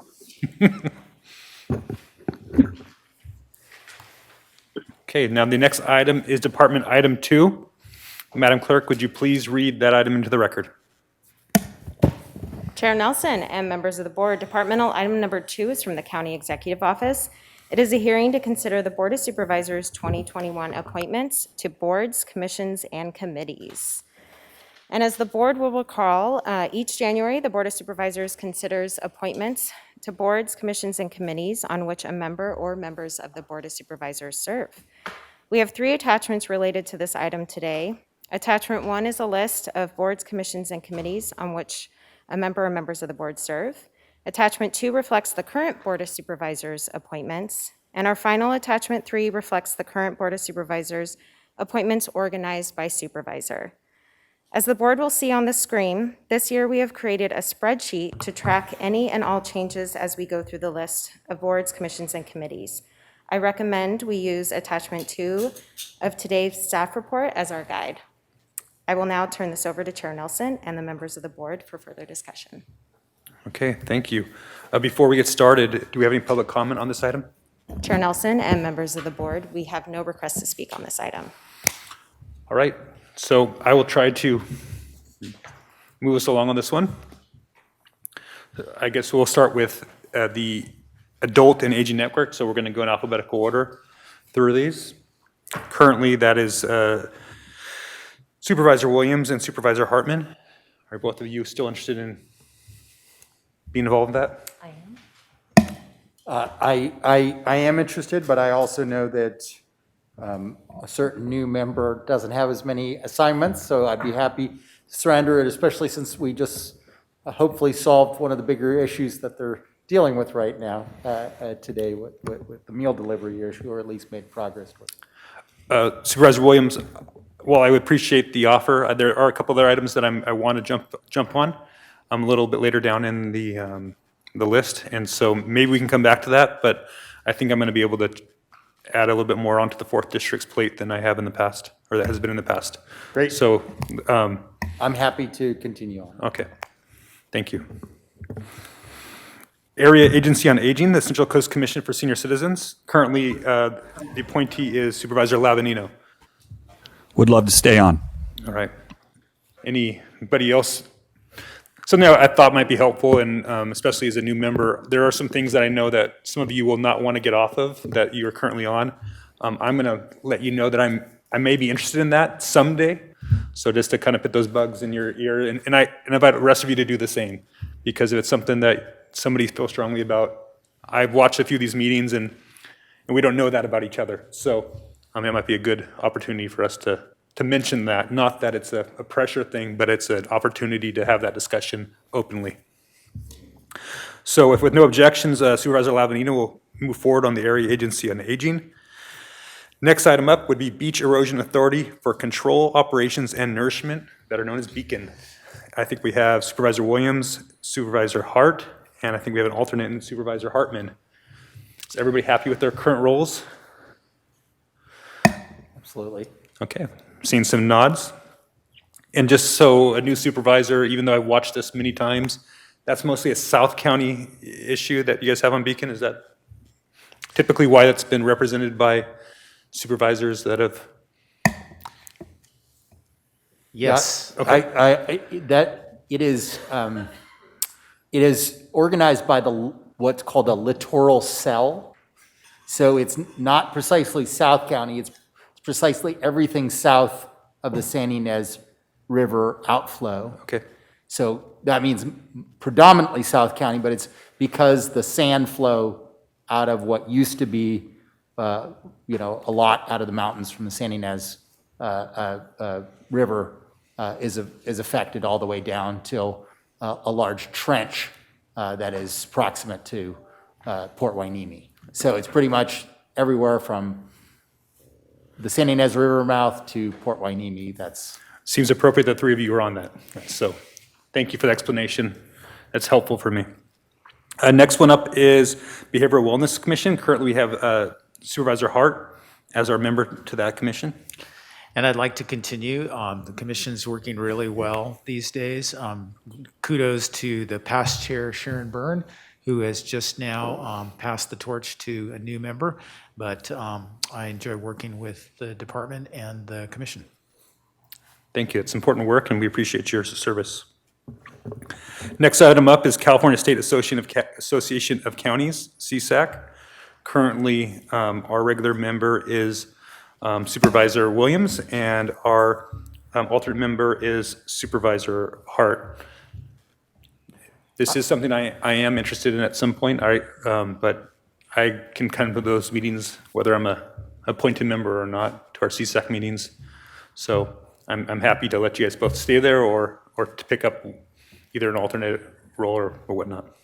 You guys are both happy where you're at? Okay. I enjoy the work, and I attend all the meetings, even ones that cause me to have to vote in the hallway while Mr. Hart is trying to cover for me in here when we have meetings at the same time. But we've been able to juggle it well in partnership. Great. Okay. Moving along, SynCal Health. It's currently Supervisor Hartman sits on that. Are you? Is it something you're really eager to do? It wasn't one of them, but I'm also willing to in the future if that's something that you would like to cycle off of. Well, I'll stay on it. It's a good one. Okay, thank you. Next one we have is the Child Care Planning Council. Supervisor Hart is our regular member. You know, that's one that would be great to have an alternate. If you were interested, Supervisor Nelson, I think we could work together on some interesting issues there, if you have an interest. Yeah, is there within the ability of that council to have an alternate? I'd be glad to serve in that role if that's an option. I don't do we know? precisely know. So supervisors, we don't show that an alternate is, but, I mean, it would be, if there's two members of the board who would like to attend, it's good to do it through this process, so your colleagues know that they should not attend, given the Brown Act, so that would be helpful if you would like to attend, and we will look to see whether it's a change of the bylaws or when an alternate is designated. Well, I'm looking for opportunities to work with you, so Yeah, I'm glad to take that as an I think it'd be alternate great. position. Moving along to Communify, formerly known as the Community Action Commission of Santa Barbara County. One regular member and one alternate member. I am interested in the regular member position here, and I've talked to Supervisor Lavanino, who was willing to maybe pass that along to me.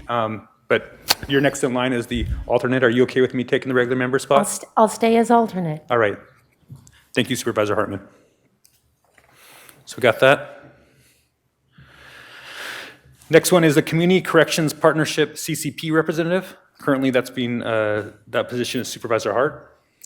Yeah, I very much appreciate this opportunity, and my staff is very engaged in this. All right. Is this something that could have an alternate? Supervisor. You set up. Go ahead. Chair Hart through the, Chair Nelson through, Supervisor Hartman through the chair. There is not a designated alternate because as part of the CCP, Supervisor Hart is a voting member. You can be an alternate who would attend the meetings, but I don't believe you could be a voting member. Be interested in being an alternate. We could definitely partner on that. Okay. Okay. So just to clarify, where there is not an alternate right now in the bylaws, we're just designating a board member to attend, just to be clear. Thank you. I think that's helpful. Thank you. Next item up is the Debt Advisory Committee. Previously, that was in Supervisor Adam was in that spot, the 4th District, and Supervisor Lavanini was the alternate. I'm definitely interested in staying on that, but I will also defer to my colleagues if there's somebody that would rather be in that spot. Right, I don't see anybody jump at it. I'm the alternate, and I mean, if you want to flip flop those, I mean, that's your call. Just based on your workload, Supervisor Adam was pretty religious on the DAC, and so I never did attend a meeting. So if that's something though that you'd like to flip flop those responsibilities, I'd be happy to go ahead and become the regular member. But that's your call. All right. No, I'm willing to flip-flop for this year or in the future. It's definitely something I'm interested in. So I think we're going to have Supervisor Lavanino as the chair or the regular member, and I'm going to take the alternate member position. And that one, there's, I believe, only just one voting member from the supervisors. Moving along to item Elected Officials Committee on Regional Homelessness Solutions. Currently, that's the services of Supervisor Hartman and Supervisor Hart. I understand that Supervisor Hart is actually the chair of that. Thoughts? I would very much like to continue this because I've had more experience recently with unsheltered people than I ever imagined before I took this job. And I appreciate this liaison assignment as well, but I know that Supervisor Nelson is interested in this area. I think the meetings are Brown Act meetings, but I guess the challenge then again is for 3 of us to attend, right? Is that the? Yeah. So I'm going to be your partner, all your partners on this issue. So I'm hoping the direction that we take as a board, maybe in February 9th or in other hearings, is what you guys are going to end up taking to the committee and working with your partners in other cities. So I imagine it doesn't really matter which of the 2 of us are on that, if we're all rowing in the same direction. Yeah, let me just say, it's been largely informational. The group that we're part of isn't a decision-making body, but it is a way to get information across all jurisdictions. Okay. Well, when preparing for this meeting, I looked up and tried to find information about the work that you guys have done, and it was difficult, just to let you know that there's not a lot of information that's out. I know that COVID hit just as you guys started to get moving, but it might be nice to have that information disseminated to the rest of the board and to the community once you guys go from there as much as possible. So That's a great idea, and we'll get on that. So we're going to go ahead and keep with Supervisor Hart and Hartman on that one. And if at any point either one of you aren't, need to lighten your load, I'm glad to step up. Next one up is First Five Children's Family Commission of Santa Barbara County. Currently, we have Supervisor Williams and Supervisor Hartman on that. Supervisor Williams being the regular member and Supervisor Hartman being the alternate member. Thoughts? It's been a larger amount of workload this year because we're in the process of creating a sort of framework for the next 5 years in terms of strategic plan, in terms of budgeting. So it's been pretty heavy workload this year, but I don't expect that to last. I'm happy to continue it or to be the alternate, depending on the needs and wants of other members. Supervisor Hartman? I admittedly have not been an active alternate. Supervisor Williams has been there. I was the main member, but he has 2 young children. It may be something with people, if there are people with children, but I'm happy to continue, but I'm happy to give the alternate. Yeah, I'd be glad to take the alternate route. I think my background and education might also help feed into that. So I'm glad to work with you, Supervisor Williams, on that in the alternate position. Great, and I think it's a good opportunity to think that one thing we could do a better job of always is when we do have alternates is letting all our alternates know if it's possible or shaky or 50-50 whether we'll be there that week, because then we can ensure the continuity of county representation. Perfect. Moving along to the Indian Gaming Local Community Benefit Committee. My understanding is a committee that not a lot to do, but Supervisor Hartman and Supervisor Williams are both the regular members. I know it's just tough on your workload, but we've only met once in the last 4 years, but that's because it was only necessary to meet once in the last 4 years, and so I'm happy to continue it. All right, we'll continue on. Moving on next is the Juvenile Justice Coordinating Council. There's 2 regular members, one in the North County and one in the South County. Currently, Supervisor Hart represents the South County, and I've actually been the one representing Supervisor Adam for the last few years in the North County, and I would like the opportunity to continue to do that if that's agreeable with my colleagues. All right, so I'm going to go ahead and slot into that vacant position, and Supervisor Hart will continue on. The next one is Kids Network Policy Council. Currently, Supervisor Hartman is the chair, and it's a vacant vice chair. Is there any interest in that vice chair position? I can jump into that. Yeah, it's a really great group. They're really creative and innovative, and it brings people from nonprofits and different agencies. So just advertisement, it's a good one to be on. All right. Sold. So moving along to the Law Library Board of Trustee, chair is the ex officio. I know Supervisor Hartman has really enjoyed doing that. I was hoping to hold on to that for the chairmanship when I took it this year, or am I? You're welcome to do it. Okay. Yeah. I think people always don't go, but I can tell you these meetings are run efficiently. You have to show up at exactly 4:40, and the meeting may be over in a half hour or 20 minutes or 10, but you got to be on time, and it's an odd time. Yep. My office will be participating in that, so thank you. Item Legislative Program Committee, currently that's Supervisor Williams and Supervisor Hartman. Is that something that both of you want to continue on? Absolutely. And I'm ultimately also interested in that, serving in that capacity at some future point too. All right. Thank you. So moving right to the Library Advisory Committee. One regular member, Supervisor Williams. I don't think anybody could take it away from him, even if they tried. Am I correct? You'd have to deal with Darcel's dirty looks on the hallway for Yeah. 2 months. I'm happy to continue on that capacity. All right. And I've been serving on an ad hoc committee for a while, so I have a toe in the water on that one. Okay. And I look forward to working with Supervisor Williams and with the regional needs that we have in the 4th District as well on that. But moving right along to the Local Agency Formation Commission, LAFCO, we have 2 regular members and 1 alternate member. Currently, our regular members are Supervisor Hartman and Supervisor Lavanino. And we have an alternate in Supervisor Williams. We have alternating expiring terms a year from now and 2 years from now on that. Is everybody satisfied continuing to serving there? Mr. Lavanino or Supervisor Lavanino? Yes. Yep. I'm good on LAFCO. Okay, and just so everybody knows, it's something I'm absolutely interested in serving on at some point, but I know that's... We probably all are. Right.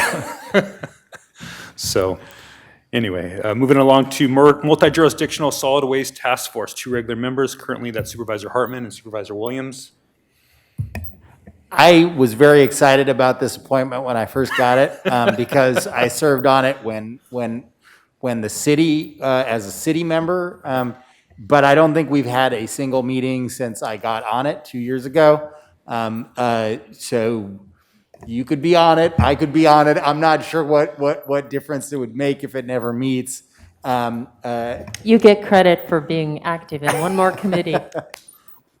And I think that begs the question at some point. And I know that there was some legal writings on the Indian Gaming Local Community Benefit, that it was probably too hard to take that, since it's called out in state law, to remove that. But, some of these other committees that if we're not meeting, might be something we should look into at some point to take off the list.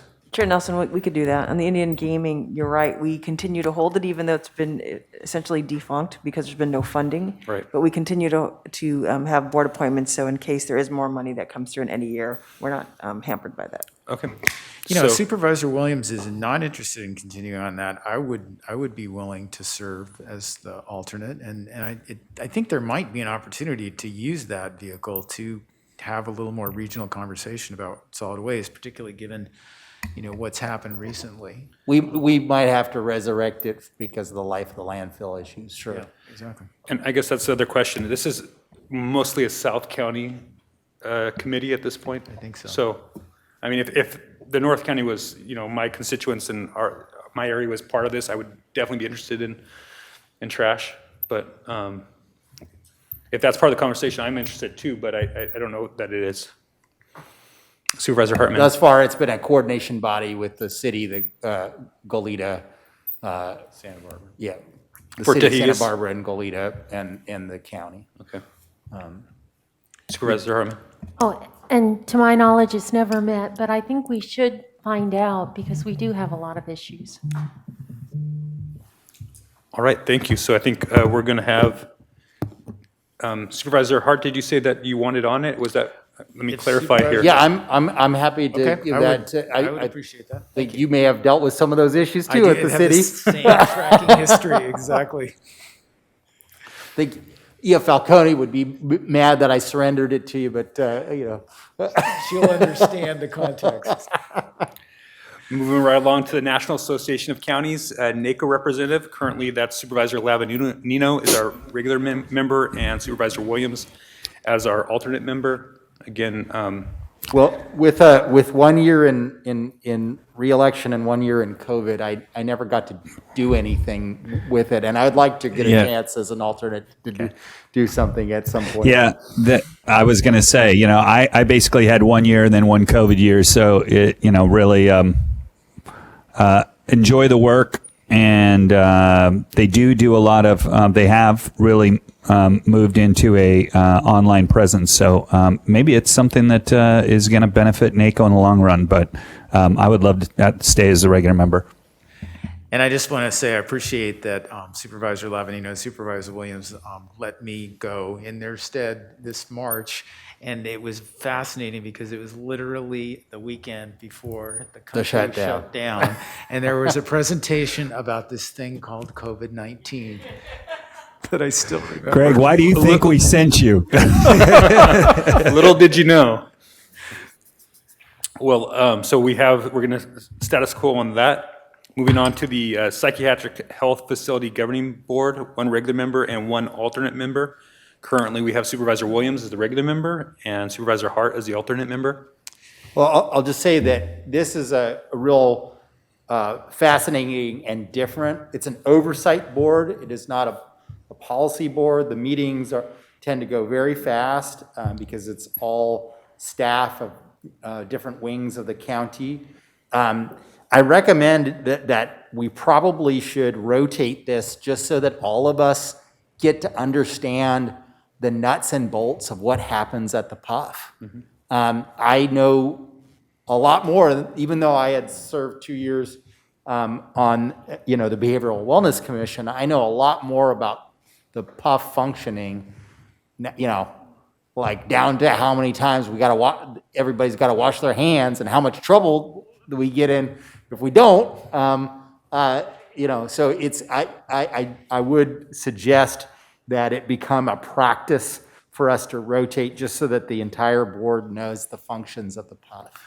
Yeah, and I want to second that. I have had the same experience, and it is truly revelatory. Terry Mosnisis runs the meeting, and she is with an iron fist. Absolutely a crisp meeting manager, super organized, and it would benefit every board member to serve on that governing board. So I'm happy to step aside, let somebody take that opportunity. Well, I'm happy to step up, and if there's somebody else that wants to join me to step up, I don't really. I'd be an alternate. Okay.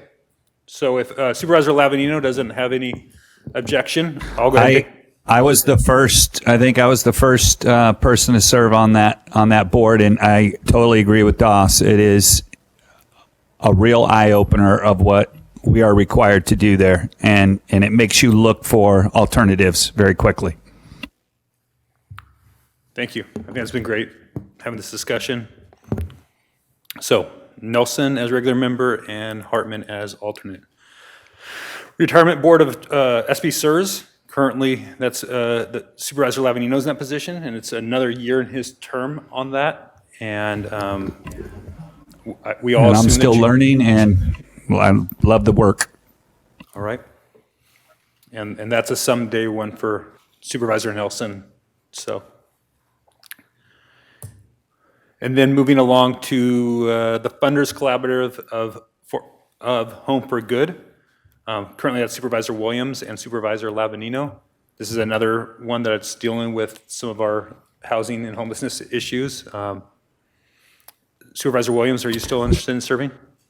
I'd love to continue serving this, and I think I made an oath to do so with Steve and Darcel. All right, and I think I've spoken with Supervisor Lavanino, and you might be willing to give that spot up so that I could get involved? I think it's important that we have a North and a South County presence on that particular committee. And if it's something you are interested in, I'd be more than happy to step aside. All right, I am interested, so thank you for that opportunity. Last, we've got the Workforce Innovation Opportunity Act Board. Currently, Supervisor Lavanino sits on that. Yeah, that's another one that's just a real eye opener of what other things that go on inside this county, and I've learned a lot and would continue to serve if given the opportunity. All right, I'm not seeing anybody jump up. It's something I think maybe after this year, Steve or Supervisor Lavanino might be interested in. I also plan on getting involved in SBCAG and APCD leadership as well. So I'm not ready yet for that one, if you're willing to serve. Supervisor Hartman. Okay, we'll talk about it in the future. Yeah. I just wanted to mention, because we're marking territory here, that I serve on the Fire Safe Council Board, and Supervisor Hart is involved with that. It's not technically one of our committees, but it does have a number of county people, as well as it's a nonprofit organization, but a lot of nonprofits participating in neighborhood people, and it's turned a corner and really getting exciting. I think we should probably add that to the list for the purposes of when we do workflow to our successors. We might know about that, but I think it's probably something that for next year we should probably, or 2 years from now, we should add to the list. CEO Miyasato? Chair Nelson, that brings up a good point. There are organizations that board members attend, and they're attending as supervisors, but they're not sort of organizations that have been quote unquote authorized by the board. So one is in fact, the Funders Collaborative for Home for Good. We don't really have a direct role. It's a good organization. They meet, and for clarity among the board members about who's going, that's why the board appoints or designates people to attend. Same with Fire Safe Council, something that Supervisor Hartman has been very involved with and interested in. She's going, but it wasn't something that the full board had said we have to have two representatives. A lot of these things you are, by their charter or their bylaws, designating two people. So I just wanted to clarify that. So we can put that on for next year, or we can bring that back at another meeting. And just for full disclosure as well, Supervisor Hartman mentioned the Library Ad Hoc Committee, and I just wanted to be clear. It was a committee specifically to look at funding and governance that Supervisor Hartman and Supervisor Williams have been serving. It is Brown Acted, it's publicly noticed, et cetera. And there's still work that has to be, that I'm told from Mr. Chapchian, that will continue into this next calendar year. And so he'd like that committee to still be together to finish that work. All right, thank you. The Fire Safe Council, is that, because also there's a group of public safety task force as well that's been formed. Is that's separate from that? Okay. All right, and I think a couple of us have attended that as well, so moving. Yeah, the task force is looking at a number of issues, but it's a separate, and it's temporary, at least for the moment. Right, thank you. Yeah, whereas the Fire Safe Council's been around for years, and they're just getting even more active than they were before. And every county can have one. They're authorized by state law, and it's kind of a recognized structure within the state for certain kinds of tasks, responsibilities, and funding. Okay. And again, as a new supervisor, I started looking at some of these things and trying to find more information about information like, for example, the homelessness solution. So it might be good to find some way when we have these items to maybe have bylaws or something else in the item where we could, look to, or maybe a link. So, Chair and Supervisors, my only caution on some of these is that without going through their structure, if there's a board appointment that might complicate their business as opposed to a supervisor, being a supervisor, being a member without a board appointment, I don't know that's the case at all with Fire Safe, but I just think it might be helpful if we looked at that before you made an actual board appointment and then had to potentially undo it. If it's informational, it doesn't hurt to be on there, but I would just recommend avoiding a vote on that to vote that appointment unless we looked at it. Some of these are structural under the government code or other codes, and I just wouldn't want to cause an unintended problem for some of these nonprofits by having a board appointment if that would cause them a problem. and I think the other challenge that we're working on is, making sure, we all care about a lot of these issues and making sure that multiple supervisors are not showing up to a meeting and creating a Brown Act issue. And so maybe this isn't a discussion to solve that, but maybe that's something we should be looking at in the future as we move forward. Any further discussion, or can I maybe get a motion to approve the appointments that are up on the screen? So moved. Can you see that? Can you see that? Not really, but I'm trying desperately with my glasses, but that's a font beyond mine. I can't see it either, but. Chair Nelson. Then I second the motion. Chair Nelson, members of the board, I'm happy to go through it too if we just want. Would that be helpful? It probably wouldn't hurt, just Okay. because it does seem like this is the last word, right? Madam Clerk, would you mind going through the? Yes, Chair Nelson and members of the board. Trying to see if there's any changes. Looks like A through I is status quo, but I'm happy to go through. A is Adult and Aging Network. We have Supervisor Williams as chair and Supervisor Hartman as co-chair. B, Area Agency on Aging. We have Supervisor Lavanino as our one regular member. C, Beacon. We have Supervisor Williams and Supervisor Hart as our regular member and Supervisor Hartman as our alternate. D, Behavioral Wellness Commission. We have Supervisor Hart. E, CSAC. We have Supervisor Williams as regular member and Supervisor Hart as alternate. F, Sencal Health. We have Supervisor Hartman as regular member. G, Child Care Planning Council, we have Supervisor Hart as our one regular member. And I believe we're going to look to see if we can add an alternate to that. H, Unify, we have Supervisor Lavanino as regular member and Supervisor Hartman as alternate. Did I miss that? I think I missed that one. Hold on. Let's go. And Supervisor Nelson. Yes, Exactly. I'll take the regular membership there. Thank you. And we have Community Corrections Partnership, and we have Supervisor Hart still in that regular member role. J is the Debt Advisory Committee, and we have Supervisor Lavanino as our regular member and Supervisor Nelson as our alternate. K is the Elected Officials Committee on Regional Homelessness Solutions. We have Supervisor Hartman and Supervisor Hart as our regular members. L is First Five. We have Supervisor Williams as our regular member and Supervisor Nelson as our alternate member. M is the Indian Gaming Local Community Benefit Committee. We have Supervisor Hartman and Supervisor Williams as our regular members. N is the Juvenile Justice Coordination Council. We have Supervisor Nelson as our North County regular member and Supervisor Hart as our South County regular member. O is the Kids Network Policy Council. We have Supervisor Hartman as chair and Supervisor Lavanino as vice chair. P is the Law Library Board of Trustees, and we have Supervisor Nelson as the chair and ex officio member. Q is the Legislative Program Committee. We have Supervisor Williams and Supervisor Hartman. R is the Library Advisory Committee, and we have Supervisor Williams.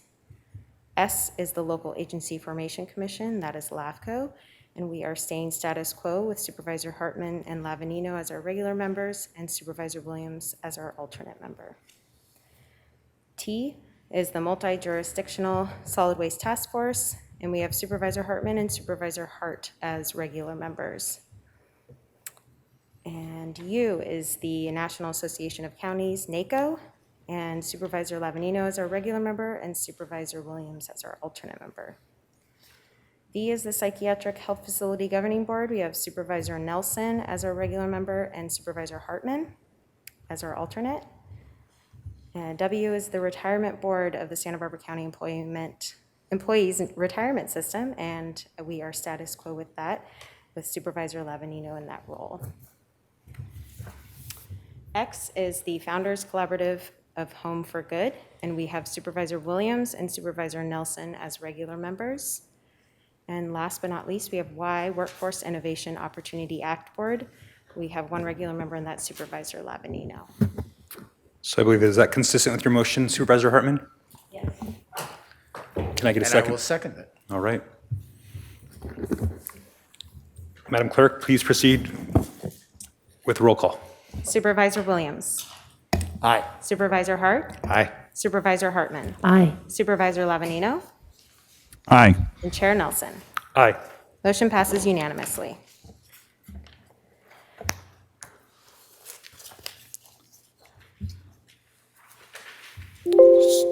So prior to adjournment, I'm going to take a moment and turn the mic over to my colleague Supervisor Williams, who I believe wants to share a few words before we adjourn this meeting. 3 years have passed, 1,095 days. For many, the 1/9 debris flow that swept through Montecito and Carpinteria may seem like a lifetime ago, and for others, it's as vivid as if it was yesterday. Today is a time for us all to reflect and to remember the 23 vibrant and beloved members of our community who lost their lives in the early morning darkness of January 9th, 2018. Tragedies such as the 1/9 debris flow are beyond comprehension. The profound trauma and personal loss are overwhelming and test our hearts and minds. The memory of 1/9 will be forever with us. They are, in fact, indelibly carved in our hearts and minds. Today and every day, we continue to make the choice to move forward as a whole community and remember those lost that day in a shared moment of community, faith, peace, and friendship. And that loss is a wound for us, but memory of that wound makes us stronger. I'd ask that we would pause for 23 seconds as we remember those that we lost that tragic morning. I'll first read their names. Fabiola Benitez, Jonathan Benitez, Marilyn Ramos, Kaylee Benitez, Joseph Francis Bleckel, David Canton, Jack Canton, Martin Cabrera Munoz, Sawyer Corey, Megan Corey, Josephine Gower, Peter Floret, John McManigal, Mark Montgomery, Carolyn Montgomery, Alice Mitchell, James Mitchell, Rebecca Riskin, Roy Rother, Sotitipa, Pasta Sotitipa, Lydia Sotitipa, Richard Taylor. Let us now pause.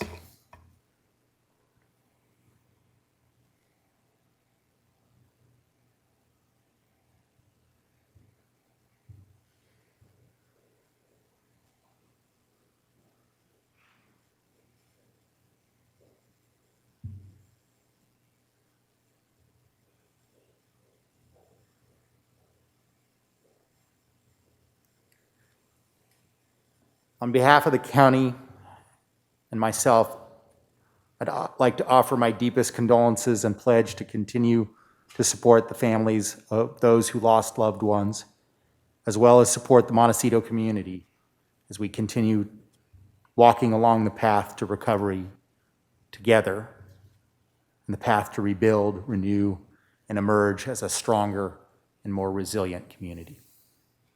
Thank you. Thank you, Supervisor Williams. We are now adjourned to January 26, 2021. Thank you.